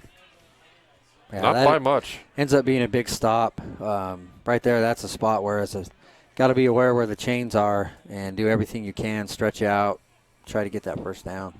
Now the Bobcats take over, Chip, and they still have a few minutes left on the clock to work with here. Yeah, just a little over 2 minutes to go. Defense has got to tighten up here again and hold them out of the end zone. Bobcats already with 4 touchdowns here in the first half, trying to make it 5. And a crossing route over the middle, and now the receiver makes the catch, goes the other way, reverses, and picks up an extra 5 yards after the catch. Good awareness there by the receiver. He knew that defender was going to end up overplaying him a little bit, and he was able to spin back to the outside and pick up some good yards after the catch. Joe Beckford, the senior, making the catch. And just like that, the Bobcats have it 1st and 10 of the 43 of the Knights.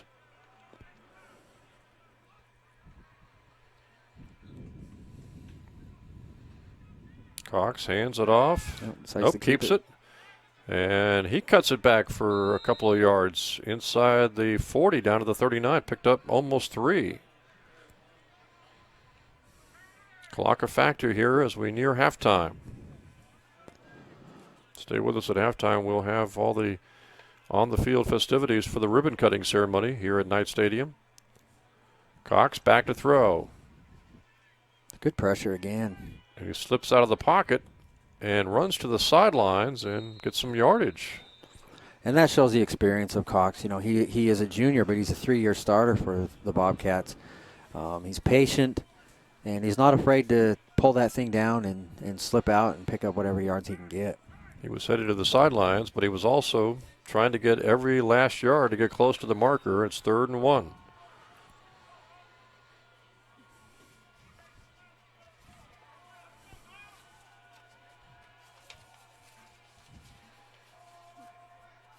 Well, they only need a yard, but the Bobcats are thinking touchdown, I'm sure, so we'll see if they throw for it here or decide to keep it on the ground on 3rd down and short.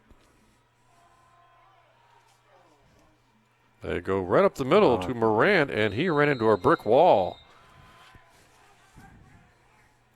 Yeah, J.J. Mahi out of Glendale, Utah. He was ready for that one. That's twice that the Knights tonight have done a great job on Morant, who's a tough guy to bring down. They put him on his back in 2 big plays. 4th down. Now they bring in the fullback, Graham Broschert, on 4th and short. Cox hands it to the fullback. He got hit again and knocked backwards. Great job. Great surge there by the defensive line. All depends on the spot of the football, and they gave him a pretty good spot.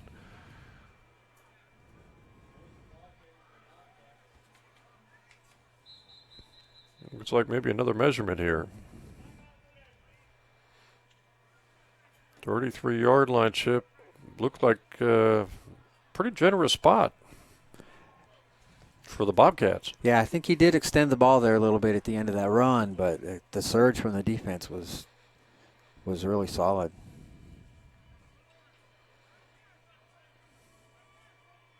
And the Bobcats pick up the 1st down. No, they got the 1st down by an inch. Boy, they got it by about as much as the Knights didn't get it. Yeah. So game of inches, definitely. So the Bobcats pick up the 1st down and hold on to the football here in the closing seconds of the first half.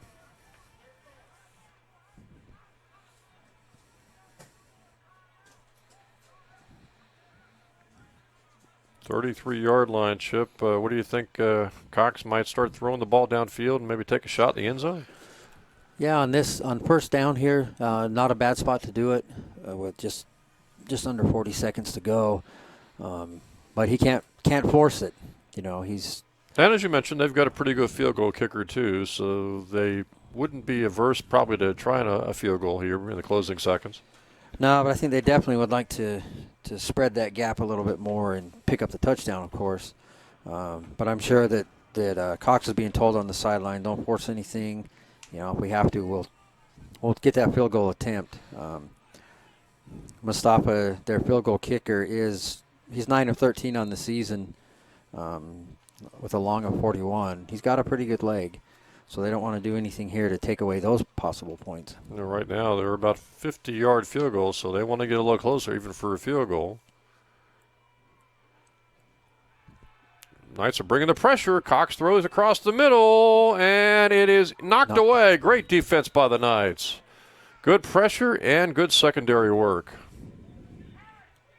Yeah, Jackson Thompson. He really has had a great season defensively, especially when Joshua Christopher went down the first game. Yeah, he stepped in. Say he wasn't a starter to begin with, but he's come in, and every week seems to get a little better. He's got some good pass breakups and made some tackles and forced some fumbles. He's been a bright spot for the defense. And now it's 2nd and 10. Ball at the 33-yard line. Cox looks over to the left, has his receiver, and they get out of bounds at the 25-yard line. Yeah, able to stop the clock, which is big for them. They don't have to burn up a timeout.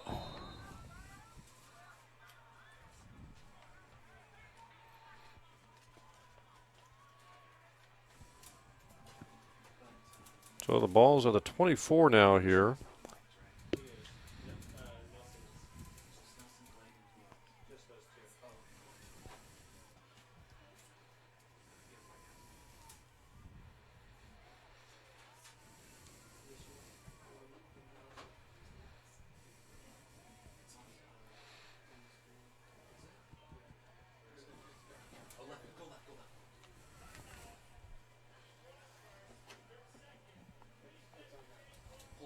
So Frostburg takes their second timeout here after going out of bounds.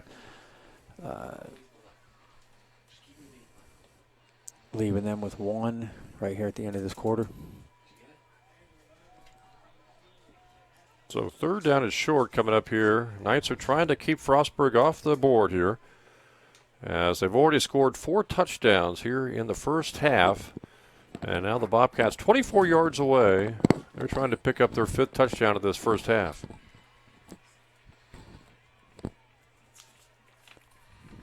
Again, stay tuned for halftime. We'll have the ribbon cutting ceremony, all the halftime festivities down on the field. Knight Stadium being dedicated today. On senior night, final home game of this 2017 season. 3rd and short. And Cox, let's see what he'll decide to do from the 24-yard line. Wants to throw. Good pressure. Pressured and hit and drop. Big defensive play by the Knights. What a big sack there. Yeah, that's a huge play by Caleb Thomas. Connor Brazant also in there. And just not what Frostburg was looking for, forcing them to use that timeout. But great job, great surge there. By all the way back to the 33 line. would be about a 50-yard field goal, so it almost takes them out of field goal range too. Yeah, definitely a big play there, big stop by the Knights.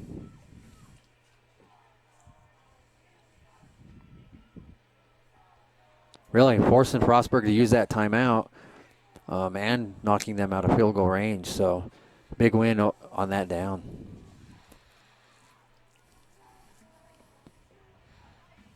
Again, coming up at halftime, we will have the ribbon cutting ceremony down on the field. Comments will be delivered by Nelson Knight and Glade Knight.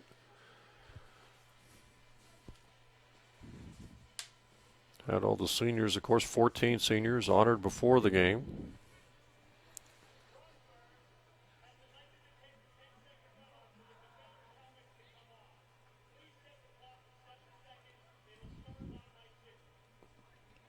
Oh, there, the defender's helmet came off, and the rule is the offensive team is allowed to accept a 10-second runoff. They choose to do that. In this situation, that makes sense there. It doesn't, if they do not convert here on 4th down, you don't want to give the other team any extra opportunity with time. So they elect to take that 10-second runoff. And now the Bobcats from the 33-yard line. Not a whole lot of options here. And Knights have to be careful deep in their secondary, I would think. Yeah, they really need to drop some guys, but also linebackers have got to be aware that they don't let a back slip out or the tight end slip out late. Especially when they recognize that Frostburg, who kicked off to begin the game, will get the ball to begin play in the second half. Yeah, they will. We talked about the volleyball team briefly. Again, we mentioned that they had won the first 2 sets against St. Mary's. And that would be really something, Chip, if they could win again today and tomorrow, have York beat Mary Washington, get the number 2 seed. Suddenly, you're already into the conference semifinals, which they were in 2014 where they lost to Salisbury. But you're at home, and you're really, I mean, you've got to really obviously take it match by match, but you're only 2 victories away from the Division III tournament. And that's a big step for this Knights program. And as we've seen, I mean, pretty much every sport, especially volleyball, you got to probably win your Capital Conference tournament. You really cannot depend on an at-large spot. Yeah, you want to take care of business on your own, especially at home. You know, they've got some good senior leadership. It was senior night for the ladies a couple nights ago with Hannah Allred and Penny. Yeah, Penny Gwynn, yeah. And Claire Hotailing, yeah. And Delaney. Yeah, Delaney Layton.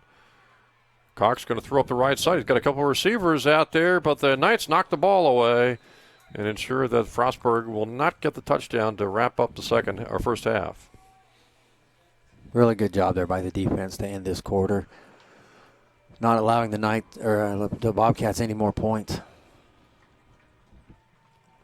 So the Bobcats able to score 4 touchdowns, Chip, in that first half. But again, 2 of those touchdowns, half of their points, came off of Knights fumbles both of them occurring inside the Knights' 35-yard line. So on 2 of those touchdowns, they were short drives after Knights turnovers. You don't have those fumbles, and certainly it'd be a lot closer than 28-3. Yeah, it would definitely be a different game there. We've talked all along. Frostburg's very opportunistic. They good percentage on fourth down, great percentage in the red zone, and they're going to make you pay if you turn the ball over. The Knights have come out of this pretty well considering what Frostburg was able to do last weekend, and they just need to go in, make a few adjustments, talk about things at halftime, especially hanging on to that football, and then come out and play their game the second half, not worry about where the scoreboard's at right now. Play this game for those seniors and for the things that the program's been able to do. Dedication Day once again for Knight Stadium here at the Fields at Southern Virginia University. And coming up here in just a couple of seconds on the field, we'll have the ribbon cutting ceremony. Have some remarks delivered by Nelson Knight and Glade Knight. Then the ribbon cutting, and we'll also have some fireworks. Yeah, this really is a great day for the university, for all the sports, football program especially. And I know it's a big thing for Glade. He's really been wanting this. He's put a lot of time and effort, a lot of money into this, the university, wanting to see it be successful, and into this stadium especially. I had a great opportunity in the few years. Football is what brought me here.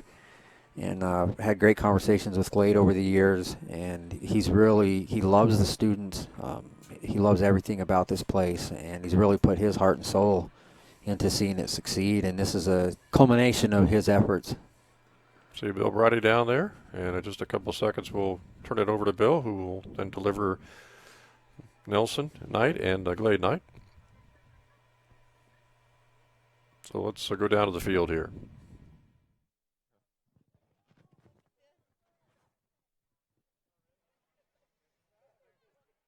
Can we just count this as our family picture?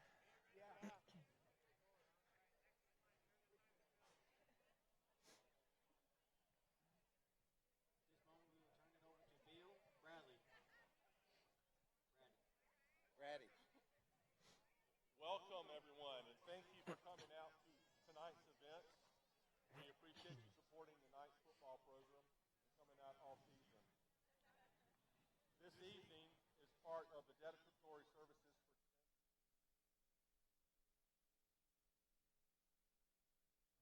for So you see Bill Brady are out there delivering the remarks, getting ready once again for Nelson Knight and Glade Knight, who will be delivering remarks. And then, of course, we'll have the official ribbon cutting, Chip, and then those fireworks. A lot of festivities here today at Southern Virginia University. And as you were mentioning, Chip, obviously it's a great facility, great night today. Yeah, it really is. And one of Glade's favorite things to say is, it's a great day to be a Knight here tonight. Great night to be a Knight, and to have this stadium and everything that Glade has put into this, the whole university in the last 21 years. Interesting, too, to watch this field take shape because they've been playing on it since 2014. Yeah, we used to come up here every day and practice on it without the bleachers and everything, and it's just great to see. Here we go down to the field now. What a privilege and honor it is to be with you guys tonight. A vision has been fulfilled. My wife and I were 2005 graduates here, and the football team, 2005. And the football team played at the local high school. And to see where we are today with the field lit and with the stand and stadium, that's just absolutely incredible.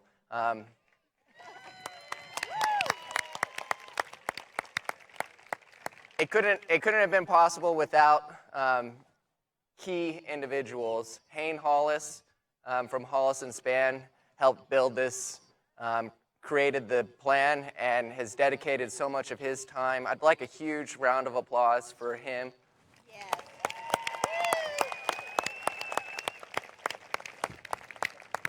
And also for my father.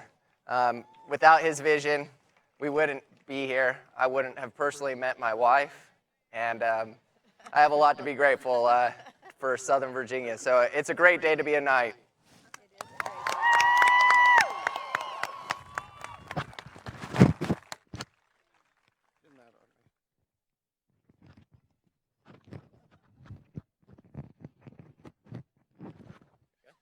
Got it? We're wired. We've got all this stuff on, all the hard technical stuff, and I think we've accomplished it. What a wonderful, wonderful evening. Thank you to each and every one of you that are here this evening. We are all family. Let's hear it for the Knight family. You are family. You are our family. This truly is a field of dreams. Each one of us that come here, that have been here, will enjoy the dreams that will be fulfilled on this field. May you enjoy your life. May you make it productive. May you work as hard as you can to uphold the highest ideals and to accomplish as much as you can in doing good works. We are Knights, and forever united to accomplish the great work together, unified forever, to do as much good as we can to change the world. We love you. We bless you. It's great night to be a Knight. Thank you, thank you, thank you. Thank you so much, Blake, Nelson, and all of the Knight family. Let's have one more round of applause for all of these grandchildren and children. Some great comments there, Chip, from both Nelson and Glade Knight. Glade Knight, fantastic comments he delivered, and now we're going to have the ribbon cutting and fireworks soon to follow. So there you go, the official ribbon cutting. And there go the fireworks here at Knight Stadium. And Glade really is about family. Did the smart thing there, let Catherine cut the ribbon. You know, and she's been such a big supporter. Yeah. Every summer they do a conference here for the adults, and Catherine really puts a lot of time and effort into that, getting that organized. And Glade really has put his whole heart, you know, into making this university successful. And it's just really been remarkable when you look at the athletic fields, amongst other things here at the university, the way things have really fastly developed in about a decade. They really have. You know, football has only been a sport here. I believe it was 2003 was the first year. Yep. A lot of people have come through here. They have great success stories, you know, gone on in their lives and been successful in business. And Glade won't take credit for any of that, but really without him and his support and his dream and desire, none of this would have been possible. A quick update on volleyball. It looks like they won that third set. They did. They won the third set 25-16. They came out of it for the whole match, Hannah Allred and Penny Gwynn both had 13 kills. They've been really consistent all year, leading the team. So they are now 6-2 in the conference, and even more impressively, or just as impressively, they are now 19-7 on the season, Chip. Back in 2014, when they got to the conference semifinals in their first year in Division III, they won 21 times. So if they can pull off a doubleheader sweep tomorrow against Marymount and then Lebanon Valley in non-conference play, they'll have 21 wins and a chance to set the school record for Division III total victories in that first conference appearance, possibly in the quarterfinals, possibly in the semifinals. Yeah, and that's really an impressive thing. You know, talking about the history of the school, a lot of talk about that today. And when Glade came here and started this thing 21 years ago, I don't know that his vision included the sports at this level. Or at least not this fast. Yeah, relatively new program. You look at some of the Division III schools even in this area, and they've been a program for 80, 90, 100 years or more. Right. Yep. And they have that alumni base and all of those things, and that's something that's just starting to come around. You know, the first graduates out of here 20 years ago. They're giving back. They're coming back. You're starting to see some of them, really be able to donate back to the school and the program and help to continue to build not only the athletics but the academics, the other extracurriculars, the choir, all of that stuff is it's just a big part of what the Knight community is and the Southern Virginia community. Well, certainly good luck to volleyball against Marymount and Lebanon Valley, and I guess to a certain degree, good luck to York playing Mary Washington, because if they beat Mary Washington and the Knights defeat Marymount tomorrow, the Knights will get the number 2 seed and be earning a home court advantage in the conference semifinals as Glade Knight is carried off the field. Great gesture there. And really a fantastic ceremony on the field, as well as the convocation at 11 o'clock this morning with the dedication ceremony. Yeah, it's been a busy year here. There's just so many activities going on. And, as the university continues to grow, I think there's going to be more opportunities that way. Glade is so well connected. He's such a personable man. And he really said it before. He loves the students. He loves everybody that's come through here, and he's done everything he can to provide best opportunities. A couple weeks ago, NFL Films was here. Probably the only Division III school in the country who had that opportunity. Of course, they were here doing a feature on Coach Mulatalo, who played in the NFL and chose to come here and coach and share what he knows with these young men. And just not just the young man, but he's involved in everything, which you see a lot with all the coaches, with the professors. They're involved in everything. The school has plays. You see the staff, the faculty, they're there supporting everybody, and it really is a family. The thing I love is, and you see this all the time in the Knight Sports Arena, is watching other athletes of other sports, always in attendance, always rooting for the other sports here at the university. And I do think that really starts at the top. Glade is a family man, and he treats this university as just a big extension of his family, and it trickles down, definitely does. And you do see that support all the way around from the students in every aspect, even the plays and things.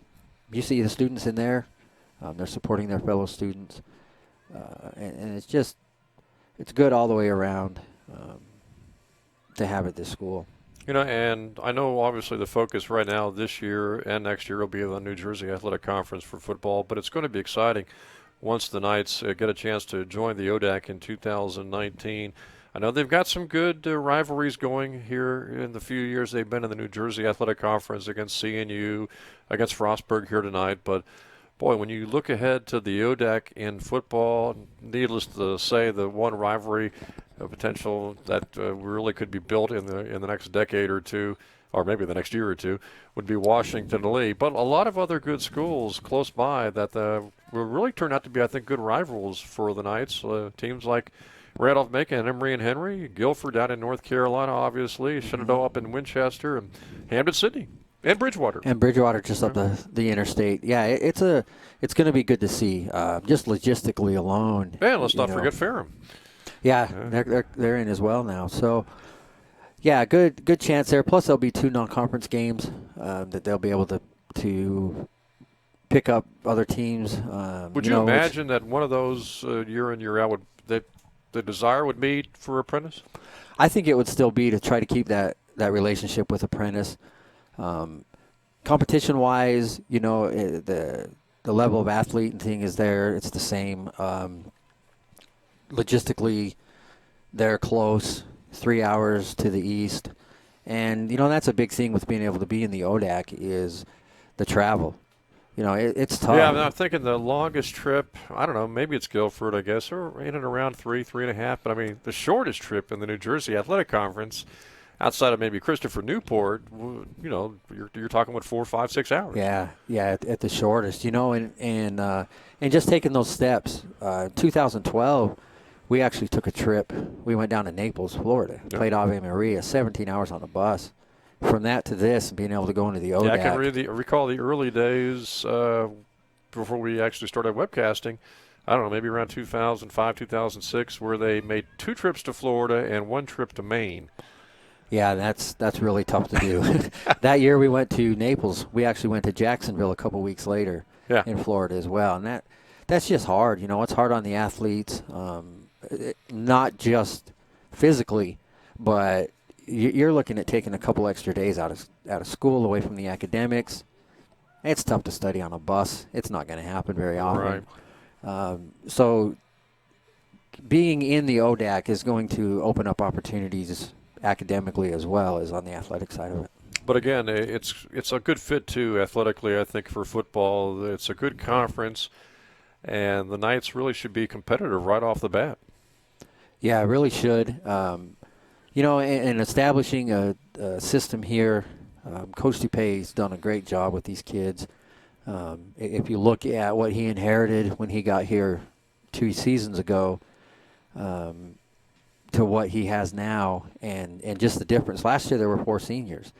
And you saw a pregame here and honoring the seniors. That have 14 seniors is a huge jump. Now the Knights have actually played some of these teams in the past. 4 or 5 years ago, they had 3 or 4 games in a row against Guilford over a 5-year period. They went to Ferrum, and they had Ferrum on the schedule for a couple of years and played down there. And, of course, they had that 2008 game at Washington Lee where they actually had a lead of 7 points with 5 minutes to go and ended up losing in the closing minutes to Washington Lee. Yeah, been competitive with some of these teams that they'll see in the ODAC. Washington Lee was here in that 2013 season. The scrimmage was played here on this field against them. And then the Knights went on to put together the best record that they've had at 8-2. Coincidentally, it was with Coach Fitzgerald, who's on the opposite sideline tonight, who did he did some really good things here too, trying to build the program. And then Coach DuPay's been able to continue on that with the support of Glade and the whole board and everything there, and just seeing the athletics here at Southern Virginia take off. And it'll be a year of transition, I guess, in 2018, next year, especially for the underclassmen. They'll be going, maybe the freshmen, the juniors, and the seniors will be going basically from one conference to another in a 2-year span. Yeah, and that's, talk about that, the seniors tonight, they went through the same thing, going from NAIA, right, have an independent schedule, being put into a conference, and not just into any conference. I mean, into one of the toughest Division III probably the conferences. biggest adjustment anybody's had to do for football was the 2013 to 2014. You go from NAIA to Division III. You go from an 8-win season in 2013 right into the New Jersey Athletic Conference. You go from playing teams like Southwestern of Texas to playing Wesley of Delaware, a top 5 Division III team. Yeah, you're right there. Go from you mentioned Southwestern. They were a first-year program, also had apprentice twice that season. Yep. And the team went in and won the games they're supposed to win. But you do go from that to just such a different dynamic, having to play Salisbury and Wesley and Rowan, who at the time they were tougher than they've been the last 2 years. Coming off I think they were co-champs in the conference. Well, we've seen, seen not just the perennial top 5 in the New Jersey Athletic Conference, but if you want to call them the middle rung teams like Montclair and Kane are very, very good. Even the teams that struggle in the conference, like William Patterson, the College of New Jersey, you can't take them lightly. No, and you mentioned that. And College of New Jersey was able to get a win at Rowan last week, and that's something that I don't think that they've done since they've been in the conference either in several years. So, of course, the Knights almost beat Rowan last year at home. Yeah, I've been able to play Rowan well, but just top to bottom, this has been a really tough conference. We got the halftime numbers. We're just a few minutes away from getting the second half underway with Frostburg on top here. Chip 28-3. Anything really leap out at you as the Knights, again, had those two fumbles and two fumbles that were lost. And both those fumbles set up touchdown drives, short touchdown drives by Frostburg. That's half their points right there. Yeah, and they say they've capitalized. The one thing that probably stands out is the Knights. They've been able to rush fairly decently against this tough defense. Yeah, about a 4-yard average. It says here 19 of 73, 19 carries, 73 yards rushing. And as we mentioned coming in, Frostburg was only allowing on average 1.8 a carry. Yeah, and a lot of that did come off of Simi's big run, that 43-yard run he had, but he still had it, and that's a big stat there, and close with what Frostburg has done. The Knights defense has held them to just 83 yards rushing. Biggest difference you obviously see, too, is the Knights have only attempted one pass. Connor Cox threw 17 times in that first half. And that's something that's typical of Frostburg. They do mix things up well. They ran 41 plays, and almost half of those were passes. And that's something that they're not afraid to do with Cox. They trust him, trust his leadership, and trust his experience that he's had with 3 years as a starter. So the second half play is underway with the Bobcats receiving the opening kickoff of the second half. On top here, 28-3 Bobcats. And the return back to the 29, that's where the Bobcats will have it to start their first drive of the second half. And pretty good job there by the kickoff team to get down and swarm the returner and not let him get anything else extra. Well, the Knights are down by 25, and they would love to make the second half comeback here, Chip, but if nothing else, they really want to play more competitively in the second half than they did in the first. And for that to happen, I think they've really got to shut down Frostburg here on their opening drive of the third quarter. And need to build on that momentum from the end of the second half. They had 2 good stops. You think back to the one where Cox ran around for 10 or 12 seconds, ended up losing the ball, and they need to really take that and build on it. And the stop also right at the end of the half. From the 29-yard line, they'll go to Morant over the left side, and he's got a short gain up to almost the 32. Gain of about 2, it looks like, so it's 2nd and 8 coming up. And nice job there by the defensive line to stretch that thing and not really give Morant anywhere to go.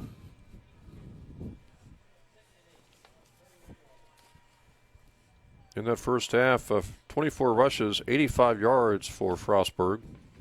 So they averaged about 3.5 a carry. They came in averaging about 4.3 per run. And Morant and Labatt split that exactly evenly. They both had 33 yards rushing there. Difference when Morant did have those 2 touchdowns. Cox was 10 out of 17 throwing. And 2nd and 8, he's going to throw here. Looks like maybe a screen. And incomplete, as the Knights did a pretty good job. Neil Davis was right there. Morant was out there, but he really didn't have any blockers. And I don't know if they were setting up that screen from the beginning, Chip, or if that was a last-second decision, but it was a good decision by Cox to throw the ball away because Neil Davis was the closest one to it. Yeah, and a good surge there, too. A lot of times when the defensive line feels no pressure, they'll just fly up in there. And this time they kind of hung back a little bit when they realized that it was a screen and kind of muddled things up there and didn't give Cox anywhere to put that ball. So 3rd and 8 now for the Bobcats. Knights would love to get the sack here. Mawala's coming in. Throw over the middle. Wide open receiver. First down. And it'll be Bobcats 1st and 10 at the 50-yard line. That time the Bobcats were able to send that receiver, Chip, across the middle. That was Maurice Fisher, and somehow he found a nice pocket right inside the secondary of the Knights. Yeah, he was able to get behind the linebackers in front of the safeties and just settle down into an open spot. There was some pressure on Cox, but he's comfortable standing in that pocket with things going on around him and completing that ball. 1st and 10, Bobcats 50-yard line. Morant, left side this time. He's got some running room, and he's all the way inside the 40, down to the 35-yard line. 15-yard pickup for Morant that time. And there the offensive line was able to stretch that, get some zone blocking in there, and then let Morant pick a hole and surge through it. Show the speed that he does have with that frame he's got. 15-yard pickup, and the Bobcats suddenly on the move. They've moved the ball all the way to the 35 of the Knights on their opening series of the second half.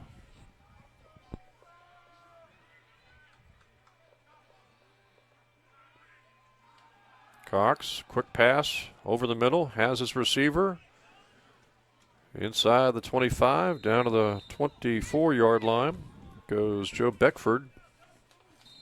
And there, Beckford was able to slip in behind Joel Bergman, who was coming out to cover the flat, and he just ran a little in and hit that hole again. Bobcats really have well-designed pass plays. They'll usually put it in a situation where there's one or two receivers, potential receivers, in the same area within a few yards of each other, and it really kind of ties up the defense a little bit as Cox will throw to the right side. Has Andino, who makes the catch. There is a flag down. Yeah. Good play by the Knights defensively that time by Matt Blake. And Mitch Orm has played that really well. After the first game, Christopher Newport took advantage of the Knights on that little quick pass. Mitch has played that really well all season, and he was out there in that flat, and the blocker, the only thing he could do was grab a hold of Mitch, so we'll get a holding call here. And the Knights will take that penalty yardage. So it's still first down for the Bobcats, a little further back from the end zone of the Knights. And a good opportunity here again for the Knights. Take advantage of this. First down, but 20 yards to go. Not give anything up big, keep everything in front of them defensively, and force the force the Bobcats into a third down situation. It is first and 20 at the 34-yard line.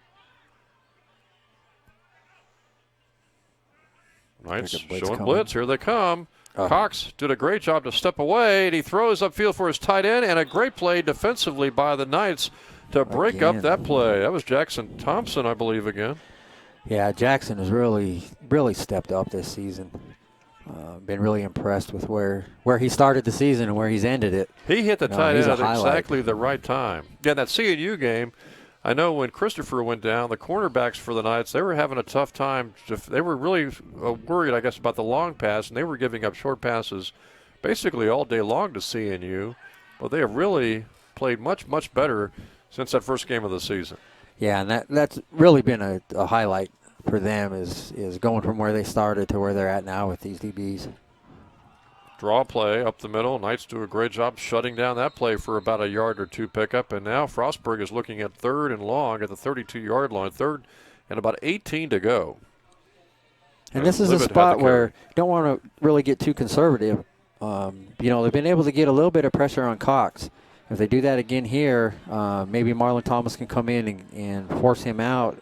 If they do that, the defensive backs have got to stay with their man and just not let Cox come up and make a big run again. Look out for the underneath pass too, because the Bobcats are probably not thinking about let's get 18. They're probably thinking about let's get 13 or 14 and put ourselves in position on fourth down. Yeah, and he likes DiPiola in this situation too. Cox going to run, and he's not going to get much.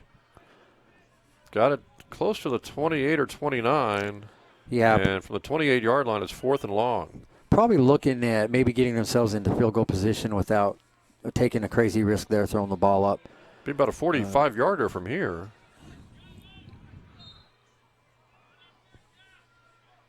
Well, a 45-yard field goal might be actually better than 4th and 13. Let's see what they're going to decide to do here. Looks like Coach Fitzgerald's got confidence in his quarterback. 4th and 14. Be a great stop here for the Knights. Got to keep things in front of them. Don't let anybody over the top.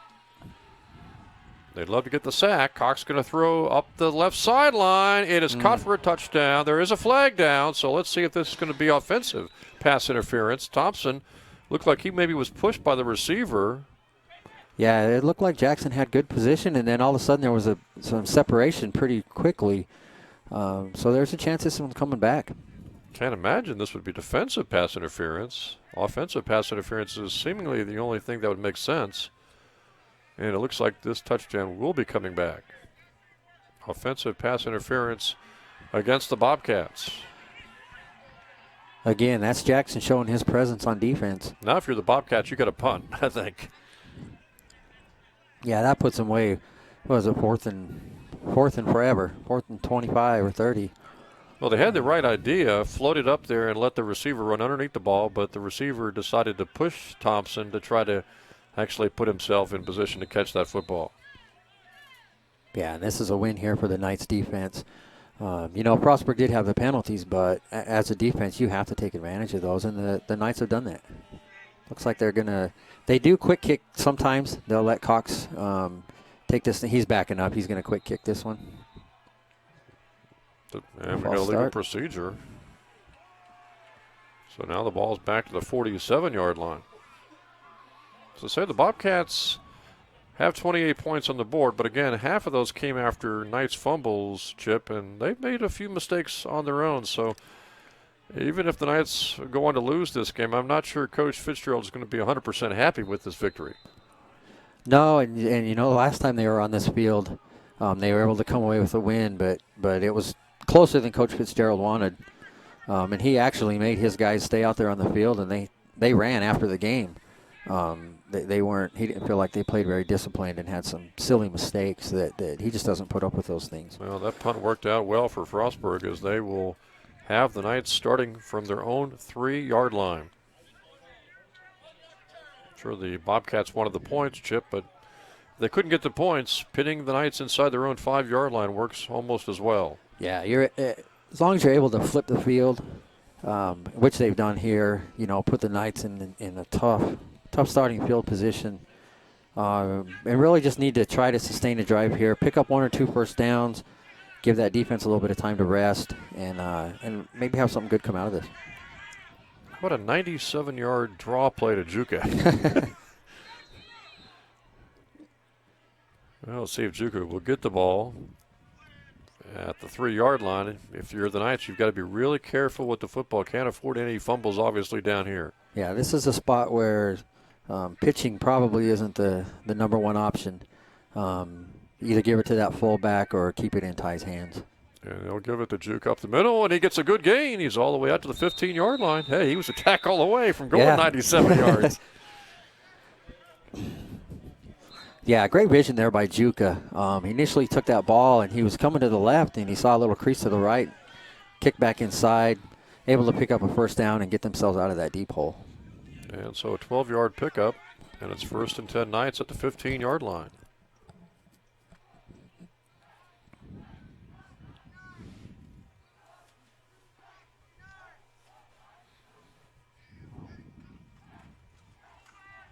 Jones cuts it inside. He's going to get a good gain.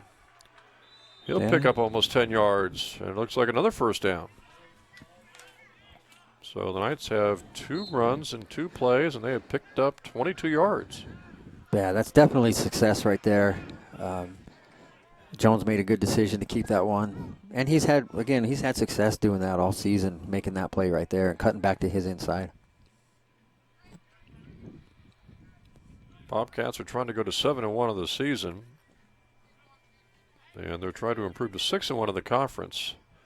Knights looking for their first conference win. Jones pitching right side this time, or left side, and he is not going to get much on that gain. Maybe a half-yard loss, as John Harris just never could turn the corner. He was strung out by 3 Bobcats defensively, and he'll lose a yard back to the 24-yard line. And right there, initially, Wedge has got to get that block. When he doesn't get a full piece of that guy, then he's able to stretch that and allow the corner or the safety to come up and play the pitch. So now it's 2nd down at 11 for the Knights at the 24-yard line.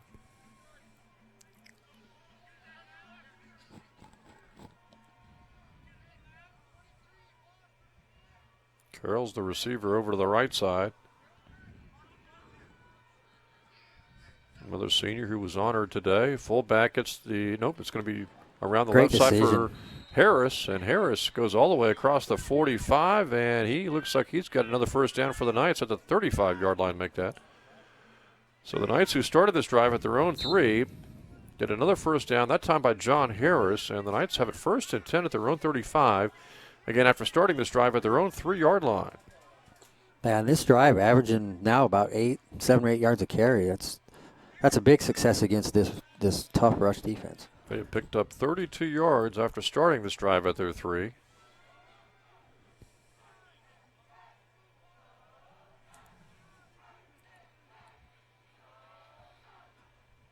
Wedge is in motion. Jones going to play action throw up the right sideline. The receiver fell down. Carroll was out there. He fell down. Looks like some contact with the defensive player, but no flags thrown. Yeah, I think it was a little bit incidental there. Now here's a flag back upfield, closer to the line of scrimmage.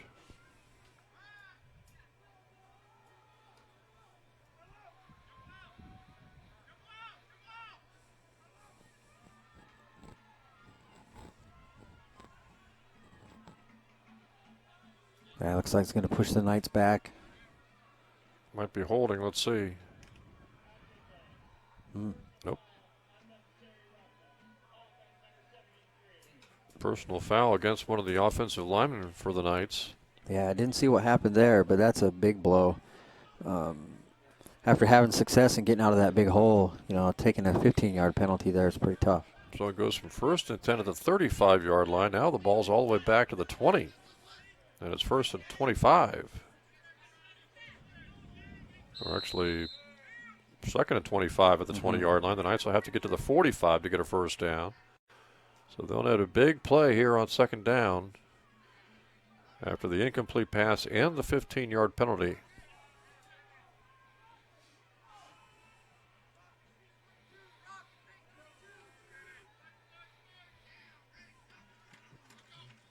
Jones option play up the middle. Not much there. Got a good gain to the 27-yard lines. Actually, it ends up picking up about 7, but now it's 3rd down, still long, 18 yards to go. Yeah, I just need to get a good chunk of this. It's tough to pick that whole thing up. If they can get a good chunk of it, then maybe be able to flip that field again with a punt that Horman's done well in that area today. Remember this Frostburg team, they scored 62 points against Montclair last Saturday. Had 28 first half points. Pitch, left side. And not a bad game by Hansen, but the Knights will have to punt here on 4th down.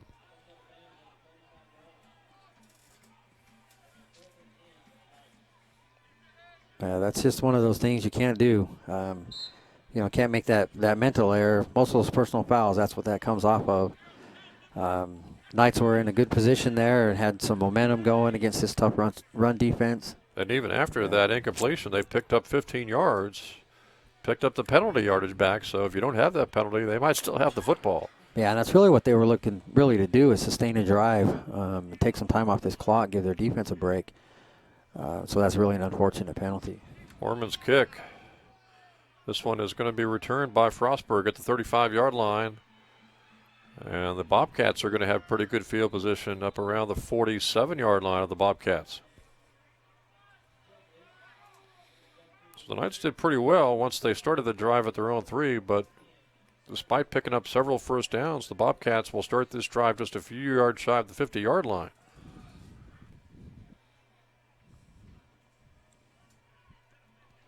Well, the defense needs to just continue to build on that. The last 4 possessions by Frostburg have done nothing. And the Knights need to continue to give them pressure.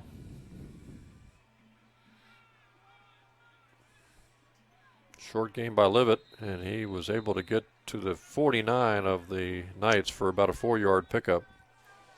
Frostburg next week will be hosting Kane. Tomorrow it'll be Salisbury hosting Rowan and Wesley at Montclair.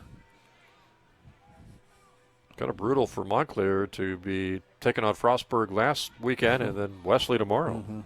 Yeah, it's a tough stretch if you have to pick that up. Just like the Knights have had Salisbury, Wesley, and Frostburg, the top 3 teams in the conference. It's been a tough little stint here. 2nd and 6 after that 4-yard pickup by Livet. Pax, who threw 17 times in the first half, hits an open receiver for a first down near the Knights' 41-yard line. They'll mark him out at the 42, but it's a first down for the Bobcats.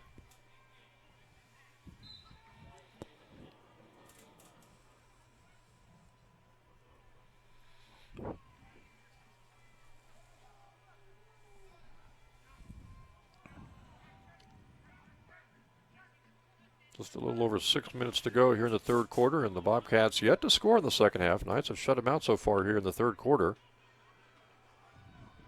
Good move by the running back, and it's a first down. The ball's Ball loose. came loose, And the Knights have it at the 26-yard line as Livet got the ball ripped from him as he was going down.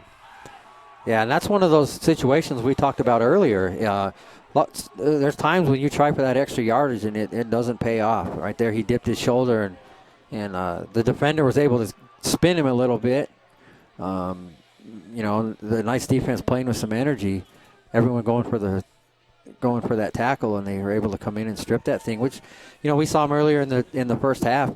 Every time they had an opportunity, they were ripping at that ball. So it finally pays off for them. Yeah, Frostburg lost a fumble in the first half. They lose one here in the third quarter, so the Knights take over. Much better shape in their first series, or their last series, at the 3-yard line. This one's going to start from the 26-yard line. And the success that they've had on the ground on that first drive, it's probably a good idea to stay right there and let Jones beat him with his feet. And looks like Tate Briggs is in there at quarterback now to start this series. And the Knights go to the fullback, and not much there, maybe a yard pickup. So Briggs is in there at quarterback replacing Jones. And Moala got the carry that time, but he only picked up about a yard of the 27. Well, we've seen games where Briggs has taken over for Ty Jones. Yeah, several times in the second half he's done that this season. And they seem to have the Knights seem to have a little more of a tendency with Briggs in there to throw the ball. And right now, down by 25 here in the third quarter. We'll see Briggs on a 2nd 9 decides to go to the air. He wants to look downfield to throw. And he's going to run instead. And nailed at the 27-yard line.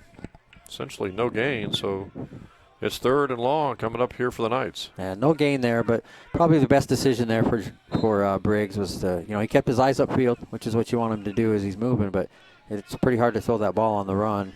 And better than making a mistake and throwing an interception here, it was just get what you could get.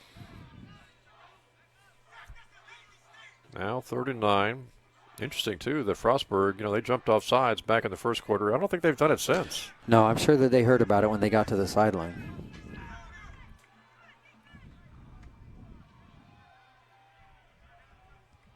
See if Briggs will throw here on 3rd and 9. He wants to throw. He's pressured. He got out of the pocket momentarily and then is knocked down at the 30-yard line.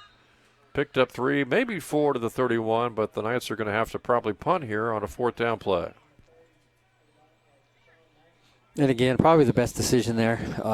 The defensive backs had the receivers covered. And rather than force something, and put your defense in a bad spot, just get what you can there, secure that ball, and hold on there to bring out the punt unit. Well, the Knights have not thrown the ball much today, and you can credit Frostburg's defense to a certain degree for that because the quarterbacks, Jones earlier, now Briggs, they just have not had a lot of time once they've dropped back to throw and got into that pocket to even really set up a pocket and look downfield. This one will be returned by the Bobcats at the 40-yard line. Good block. Another good move there by the Bobcats. They move it upfield. There is a flag, though, so this one's probably coming back as the Bobcats get it all the way to the 25, but I'm sure we're going to have a blocking penalty here against the Bobcats. Yeah, it looked like back around midfield or so there was a block in the back, so that one will be coming back. Good return by Chad Gleason, the freshman. He's actually made several returns, good returns on punts, but that one, again, will be coming back because of a blocking penalty against Frostburg. So holding was the call.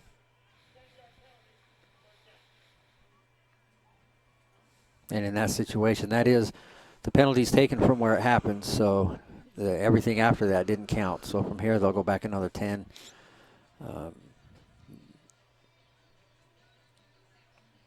It's like they'll have a first down starting inside the 40. Bobcats going to start this drive at their own 38-yard line. And just under 4 minutes to go in this quarter, and really this half, you look at it, really from the last 2 drives of the first half, the Knights defense has outplayed the Bobcats offense, and they can continue that and get this ball back for the offense. It'd be a good situation. Cox going to throw over the middle, got his receiver, DePiola, the tight end, but he was hit and dropped the ball. Malora right there, among others. Yeah, the Knights have the field goal by Jackson Hatch. They've yet to score a touchdown tonight. Frostburg's got 4 touchdowns, but again, 2 of those came on short fields after the Knights had fumbled the football. Take away those fumbles, and we might have a really tight ball game here in the third quarter. And I think that really just shows what this conference is about. I mean, anybody can show up on a night and play tough. Cox hands it off to Morant, and he is knocked down short side of the field. Good defense by the Knights as several Knights came up and made the play. And it looked like it was Laurie coming up, the freshman from Midlothian, Virginia. Yeah, and Laurie, he's really stepped up. You know, we talked about it earlier in that first game. Had some injuries there at the defensive back, and I believe Laurie actually came in here as a running back and has converted to the defensive side. And, Yep. and that's a tough thing to do, and it showed a little bit early in the season. But he's really matured, as well as Jackson on the opposite side of the field of him. So now it's 3rd and 7, 41-yard line for the Bobcats.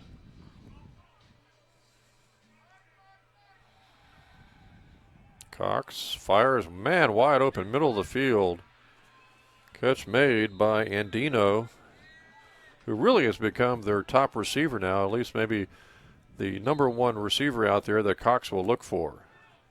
Yeah, he does a really good job of he gets lost, you know, out there, and he'll find a hole and sit in that hole, and Cox, with his experience, again, 3-year starter, he's not just focusing in on one guy. He'll make his reads, and he'll hit the second or third receiver.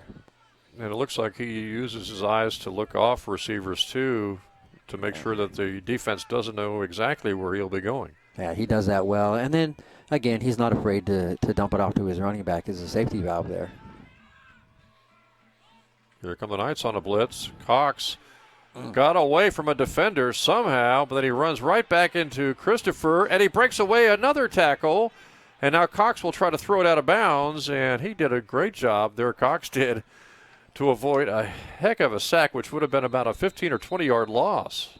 Yeah, how he was able to avoid the first one I could see, but the second one where he kind of ran right back into Bergman, I don't know how he got away the second time. Yeah, I think that was one of those where both defenders were right there and knocked each other off.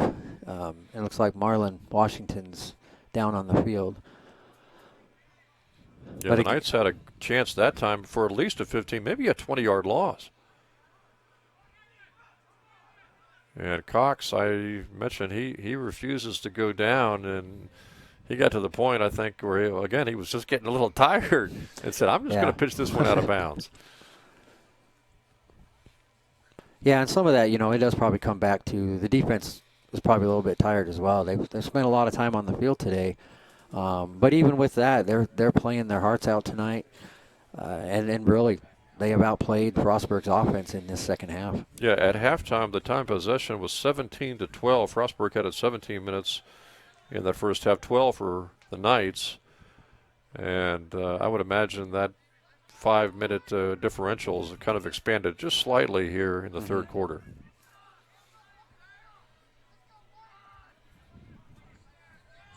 Well, and the defense needs to recognize that they've outplayed him and continue that and get some more good pressure on him here. And we'll see if the defense comes after Frostburg again on 2nd down and 10. Now they're going to the ground game instead. And the fullback broke away from one tackle, got down to the 36 before being pushed back. So it's going to wind up being about a 5-yard pickup. And 3rd and 5 coming up here for the Bobcats at the 36 of the Knights. Again, the Knights had him stood up there for a second, and he was able to squirt free from that and get to the left for a couple more yards.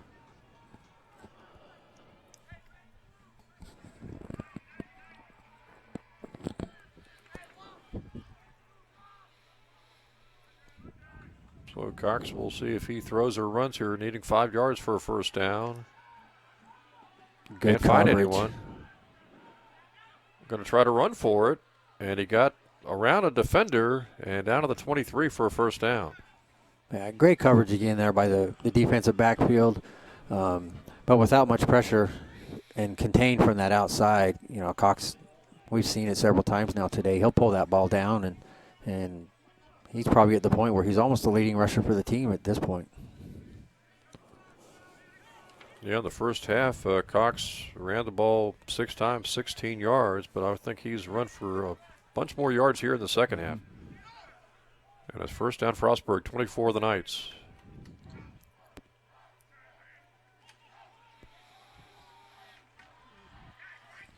Fullback will get it again down to the 18-yard line. Pretty good gain by Boyce, Grayson Boyce. Yeah, and this is a spot in the game where you're happy if you've got a guy that size. Just kind of lean on that defense, knowing that the defense is a little bit tired. It's a good thing to have those big backs, but the defense has played tough, so you can get a push here and get another stop. Cox throws, man open, caught, touchdown. 5th touchdown of the night, 1st touchdown of the second half. And it's Andino again making the grab. Yeah, and again, there the experience of Cox shows. He had pressure in his face. He knew he was going to get hit, and he was able to stay in that pocket and deliver that strike. Last play of the third quarter goes as a touchdown for the Frostburg Bobcats. And it looks like they're going to start the fourth quarter with a 35-3 lead. So we'll go to the fourth quarter with the Bobcats leading here now by 32. Yeah, and really with the exception of that one play there, the Knights defense has really played well this half. And even then, they were in his face. You know, they had some good pressure on him, but his experience allows him to make that throw across the middle for a touchdown. Knights will try to, maybe in this fourth quarter, before this game wraps up here, Chip, to get that first touchdown tonight. They've only got the field goal by Hatch. They've had some good drives, especially that drive that started at the 3-yard line. That was kind of set back by a penalty. Penalties and turnovers, they definitely changed the outcome and the momentum of a game. Yeah, 2 fumbles back in the first half, both by the fullbacks, I believe, Moala and Juka. Really allowed Frostburg to get off and running. Bobcats jumped on top, led 28-3 at halftime.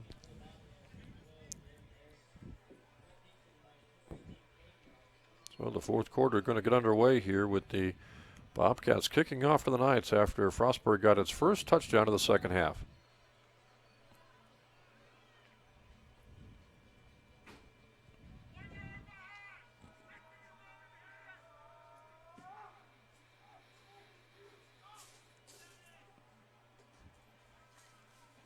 Caden Knight, good return out to the 24, down right there. So the Knights will start this drive around their 24-yard line. It looks like Tate Briggs will stay in at the quarterback. And let's see if Tate throws the ball here on this drive, or if they start off trying to run the football.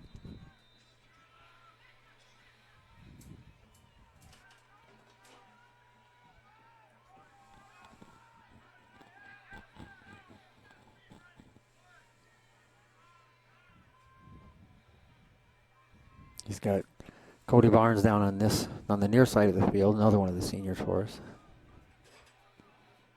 14 seniors who were honored before the game. Now timeout taken by the Knights.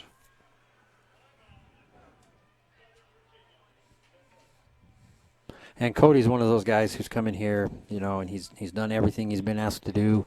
He came in here as a quarterback, and he was here for a season, and then he decided to serve a church mission, and then he came back and converted to a wide receiver.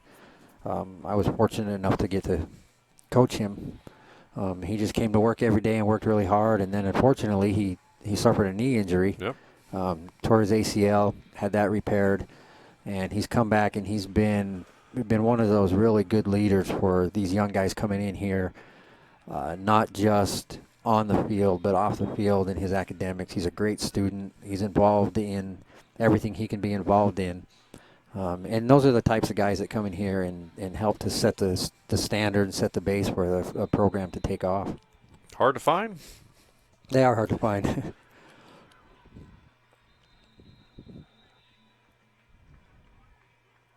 Illegal procedure call against the Knights.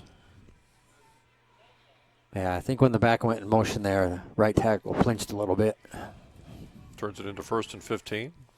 Knights will be playing at William Patterson next Saturday at 1 o'clock before they wrap up the season in 2 weeks on a Saturday, 2 weeks from tomorrow at the College of New Jersey. I know those are 2 lengthy road trips, Chip, but I think the players are looking forward to going on the road and playing those 2 teams and trying to pick up 2 wins to end the season and maybe get a little revenge as well. Yeah, those are both good opportunities there for to pick up wins to end the season. Good hit there on John Harris. He goes down right at the 21-yard line.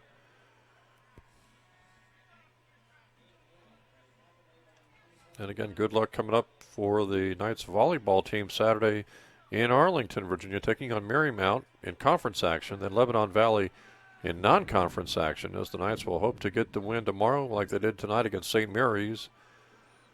And maybe hope that York can beat Mary Washington on Saturday, which would allow the Knights to pick up the number 2 seed and jump right out of the quarterfinal round into the semifinal round next Thursday in the Capital Conference Tournament.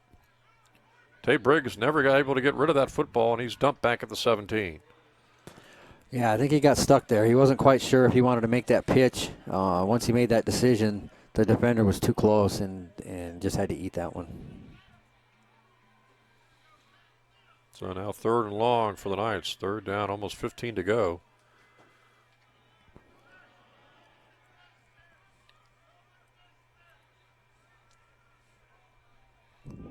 Michael Carroll's the receiver to the right.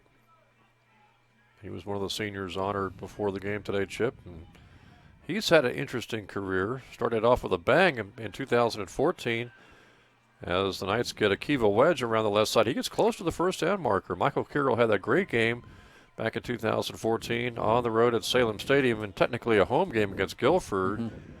Had a lot of fantastic catches in that game, and here he is as a senior in 2017. Yeah, he is another one of those guys that's been a good example for these young ones coming in.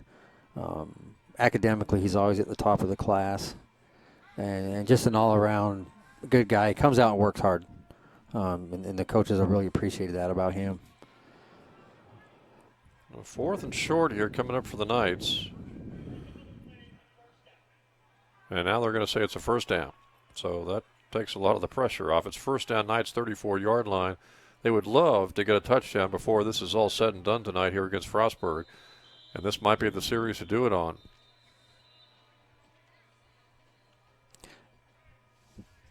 Yeah, it'd be a good thing to hit right here on this drive. Going back to Michael Carroll a little bit, I think it's good to mention here also when they did the introductions with seniors, he was escorted out there by his wife, Lily, who has been the team manager for, well, they've been here 4 years, and I think she's been involved with the program all 4 years.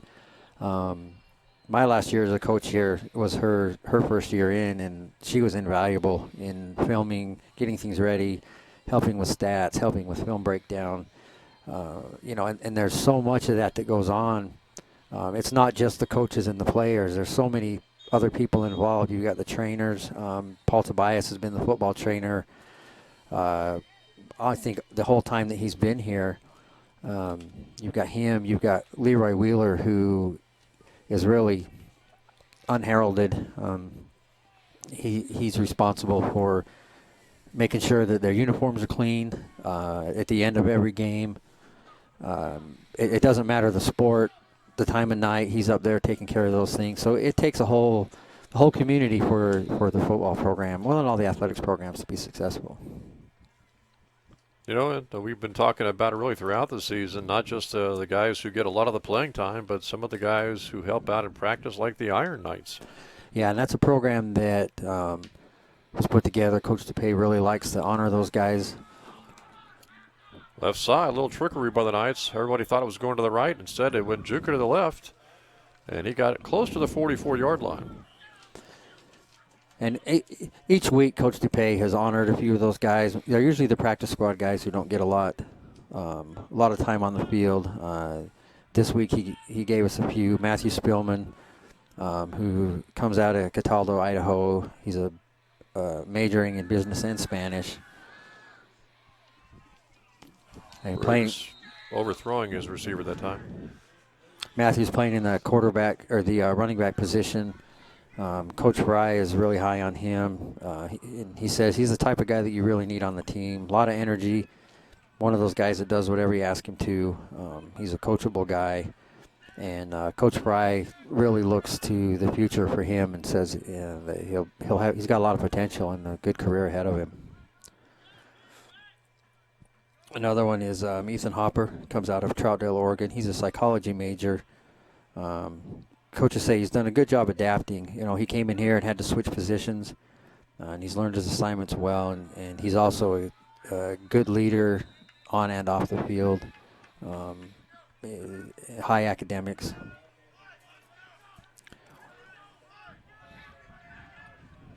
Looks like the Knights are going to try to go for it here on 4th and a yard to go after Juka not able to pick up any yardage. They go back to Juka, and I think he's got the first down this time. Got it up to the 45-yard line. Yeah, good push there, and it looks like able to sustain this drive. Well, they mark that off and have a little bit of stop play. Another player, Ben Petty, comes out of Greenwood, Indiana. He served a mission in Brazil. He's a liberal arts major, and one of our defensive linemen, Coach Lealeo, says that he's a do-it-all kind of guy. Works very hard in practice, works hard off the field. Coach Lealeo really wanted to emphasize that he's also served in the military. I think he runs in the ROTC program. So he's another good example of being one of those all-around guys. Not just the athlete, but the student as well. Well, these Iron Knights, I mean, a lot of people, again, Chip, focus on the starters, especially the skilled people on the field, but these are the guys that really make the entire season go. They do, and if you don't have that, it's pretty tough. You've got to have guys that are willing to practice hard, willing to simulate what's coming up with the scout team. If you don't get a good scout team look, you really don't know what to expect with that coming up. Albert Green doing the job that time. He went to the far side of the field, got it across the 45, got to the 43 of Frostburg. Yeah, good decision there. Bobcats coaches, they want to make sure the Knights do not score a touchdown before this one's all said and done, but the Knights are trying their best to get it closer and closer, and they have moved this football all the way close to the 41-yard line. Yeah, D coordinator there, he's a high-energy guy. He's been with the program now. He was there before Coach Fitzgerald got there. I believe this is his 6th season. And takes a lot of pride in what they do on defense, and he doesn't want to see that, give up that score. Well, the Knights still have a little over 10 minutes to work with, and they've got 42 yards left to cover to get that first touchdown tonight.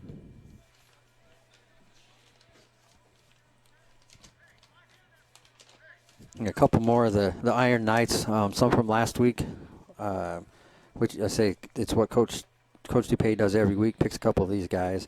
Another one of the seniors that was mentioned tonight prior to the start of the game was Corey Prince. He is a biology major. He's a receiver on the team. Coach Shaker says that he gives an uncanny effort and determination in everything he's involved in, and not just on the field, but everything he does. Mentioned tonight that he's a new father. A couple days ago, him and his wife had a daughter. And he's just a good student. He's a good teammate. And as you mentioned earlier, that's something you have to have. You have to have not just the 11 guys offense, 11 guys defense. You got to have the whole 100 guys buy in to everything you're doing and know that you might not see the field, but you have a responsibility to help your teammate get better. Injured tonight was Kevzinski, and he was able to come off the field largely under his own power. So now it's 2nd and 9 for the Knights at the 42 of the Bobcats.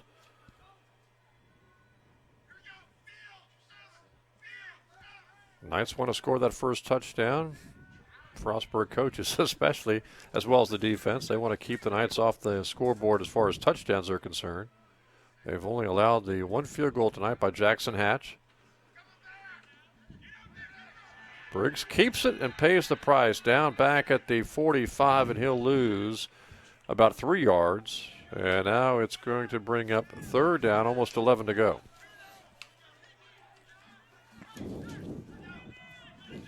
Four down territory here for the Knights. They have to get to almost the 33-yard line.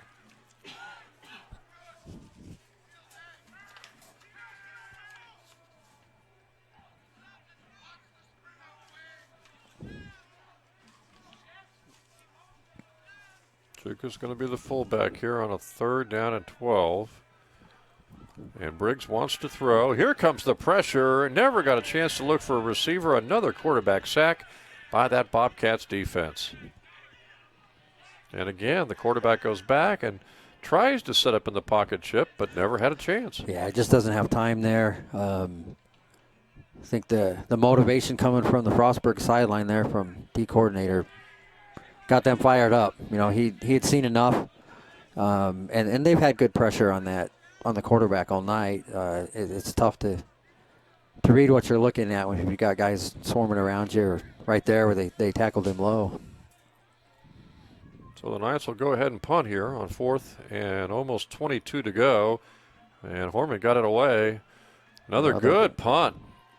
Field at the 10-yard line. And the bring back is to the 25, but another outstanding punt by the senior Sam Horman. Yeah, Sam's had a really good night. Driving them back and giving his guys time to get down there and make a play. At halftime, he had punted twice in the first half, averaging 47.5 yards a kick. And that one probably was in the vicinity of 47 yards. Yeah, and even with the return, it's still good on that average. That's anything you can get over 40 is pretty good at this level. 25-yard line is where the Bobcats will start this drive. Some confusion. The running back wasn't where the quarterback wanted him, and the quarterback will take the sack. Cox goes down back at the 16-yard line. I think he wanted to hand that ball off, and running back went the other way. Yeah, and again, you see Joe Bergman in the backfield. He spent a lot of time back there tonight.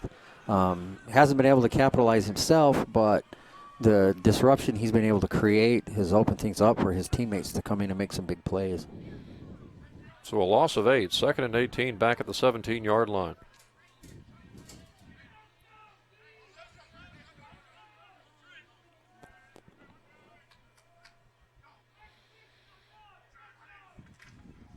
Cox, quick pass right side, got a block from the other receiver. Gets that yardage back close to the 25-yard line. And played pretty well out there again by Orm.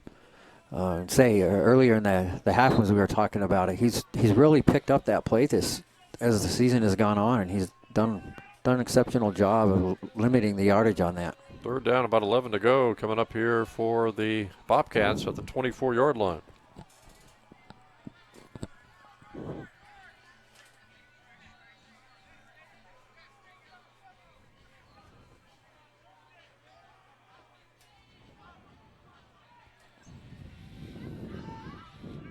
Connor Cox, the quarterback, all the way a quarterback here for the Bobcats on a 3rd down and 11. He is pressured on a blitz by the Knights. Cox going to throw on the run upfield. Got a man wide open. It's DiPiola, the tight end. He makes the grab, sheds the tackler, gets to the 49 of the Knights.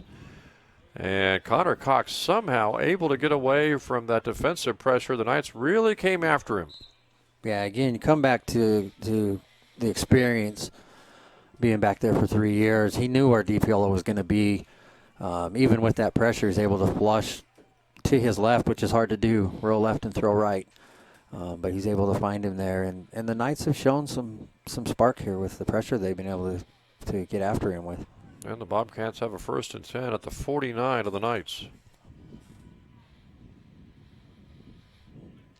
Clock is starting to become a factor now for the Knights offense if they want to get a touchdown on the board before this game ends.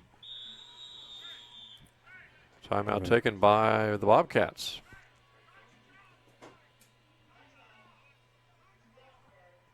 So a defensive second half, 28-3 at halftime, 7-0 Frostburg, Chip, here in the second half. Yeah, and the second half here, the defense has really played well. There's a few plays there where they've Cox has been able to flush out of the pocket.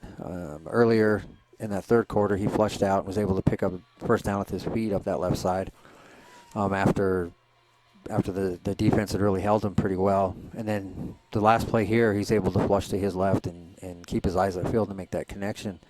Just a few plays here and there. But I think overall the defense has really stepped up and played well this second half. Yeah, really all levels of the Knights defense. They've been able to bring pressure, not always get the sack, but bring pressure against Cox. And the secondary has done a pretty good job as well. Yeah, they definitely have not made it easy. And if you look at what they did, again, what Frostburg did the week before, that had to be on the mind of a few guys, and they haven't let it get away from them like that. Yeah, 62, Frostburg scored against Montclair last weekend. New quarterback in there now for the Bobcats, and they'll pick up about 3 on this carry as the Bobcats change quarterbacks and go to the freshman T.J. Peer, 6 foot, 205 pounds. So Cox got a lot of playing time. Frostburg will be hosting Kane next Saturday, and then they wrap up the season playing at Salisbury. Right now, who would you like, Frostburg or Salisbury? At Salisbury. It's at Salisbury, which makes it tough. Frostburg's got to make that trip. And Salisbury actually goes to Wesley next Saturday, so that's a heck of a ending for the Salisbury Seagulls. They play at Wesley next weekend, and then they will and get Rowan tomorrow, and then in 2 weeks they'll be taking on Frostburg. So that's really 3 tough games down the stretch for Salisbury, who is entering this weekend 6-0 in the conference. Yeah, and probably a good thing there for Frostburg that last game is that they do have to play Wesley. Salisbury has to play Wesley the week before, so you've got that potential. That's going to be it'll be a physical game. Salisbury typically run the same style of offense that the Knights do. So that's a good opportunity for Frostburg to see this style of offense before they play Salisbury. I know I had a conversation with Coach Fitzgerald about that, and he said that, when the Knights came into the conference, that was going to be to Frostburg's advantage to be able to see this triple option more than once in a season, right, because it's tough to defend. Now, if the Bobcats, end up the season 9-1, and much like last year, don't get in that large spot, they'll probably spend a lot of time thinking naturally about that overtime loss to Wesley. You talked about the missed field goal, and also on a play earlier, a drop pass in the end zone that could have won them the game in overtime. Yeah, they had an opportunity. They definitely put themselves in a position to win that one and be in the driver's seat in the conference. If it does come out where they do finish second in the conference and don't get that at large, they'll most likely get another bowl game like they did last year. But just not like the same thing. Being in the Division III tournament with a chance at the championship. Yeah, and the progress they've made in the last 4 seasons has just been a huge turnaround. I believe that Coach Fitzgerald was honored as the Coach of the Year last year, able to take that program from 2-8 that they'd been perennially for 3 or 4 years. Well, it's really too bad they have so few at-large spots for the D3 tournament. Yeah, you would think with 260-some schools that they'd have a few more of those and maybe extend the tournament one weekend or even just not even have to extend it another weekend. But, hey, then again, it still beats the way Division I does it. Oh, yeah. Having a 16 or a 32 team playoff is a lot better than a 4-team playoff. Yes, anytime. And they're able to do it successfully. Division III, Division II, even the 1AA. 1AA, yeah. And they're successful with it. I think it comes down to a big money thing with Division I. So I don't know that it'll ever expand too much further, but there's that chance it go to 8. 4th down coming up here for Frostburg at the 26 of the Knights, and the quarterback Peer dropped the ball, picks it up, and he's going to try to run for the first down, and I think he may have it. Had to get 4 yards, and it looks like he maybe picked up 5. Big quarterback as a freshman, 6 foot, 205 pounds. And he got the first down for the Bobcats.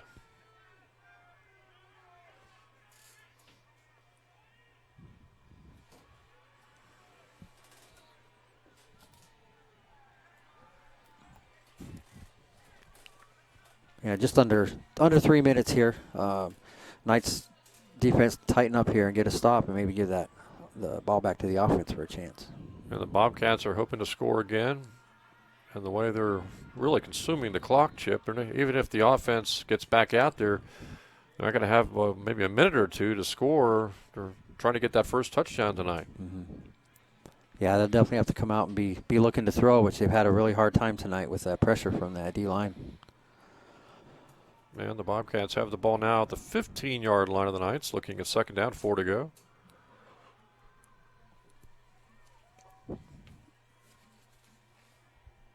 Here, the freshman quarterback, number 18, joined out there by a backup running back.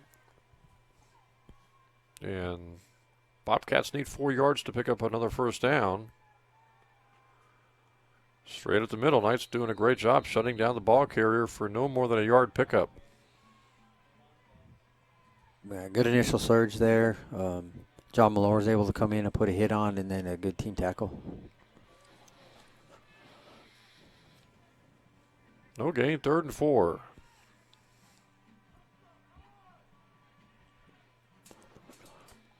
And the Bobcats in no hurry. They'll eat up most of that play clock before they get up there and actually snap that ball. They're going to improve to 7-1 of the season and 6-1 of the conference. They'll be a half game behind Salisbury and Wesley, who will be playing tomorrow. Salisbury at home against Rowan, Wesley on the road at Montclair. Peer throws, caught, 5-yard line, down to the 2. First and goal, Frostburg. Pass was pulled in by Chandler Breeden, backup tight end. And it's first and goal for the Bobcats near the 3-yard line.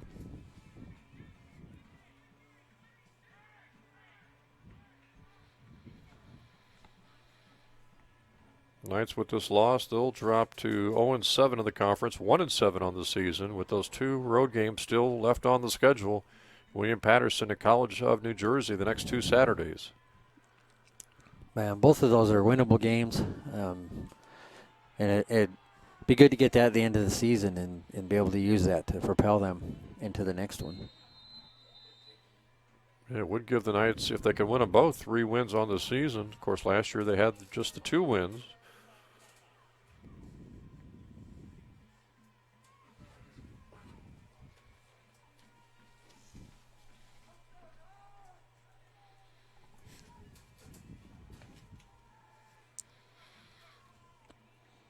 And, of course, we'll also be checking out tomorrow, I'm sure, Chip, women's volleyball, 1 o'clock against Marymount, 3 o'clock against Lebanon Valley, and I believe 3 o'clock for York hosting Mary Washington.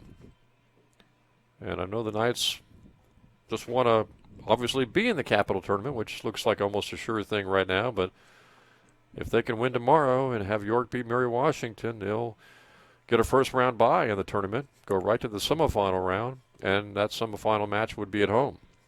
Yeah, and anytime you can play at home in the playoffs, it's just a huge advantage. You get your home crowd, and there's been great crowds at the volleyball games. A lot of support from the Southern Virginia community in there cheering on those ladies. From the 3-yard line, Bobcats will take the knee. Great to see that. They won't try for any more points, and that should do it. So the Bobcats are going to get that big win tonight to stay right on the heels, Chip, of Salisbury and Wesley, improving to 6-1 in the conference and 7-1 overall in the season. Yeah, and there'll be a few things that they take away from this once they go back and watch that, they made some mistakes along the way, things they're going to have to clean up to end the season strong and have that chance to get into the playoffs. And for the Knights on senior night, had a chance. Don't like the score, obviously, 35-3, but earlier in the day they had the official dedication during the convocation. Then honoring the seniors before the game, had the ribbon-cutting ceremony for Knight Stadium here at the fields at Southern Virginia University at halftime with the fireworks. All in all, a great night for Southern Virginia University. Just ran into a really good football team tonight in the Frostburg Bobcats. Yeah, and it has been a great night overall, great day overall, and it's great to see the progress that the school's making, the university, and the football program. Having almost 100 guys on the field that's a big thing. Yep.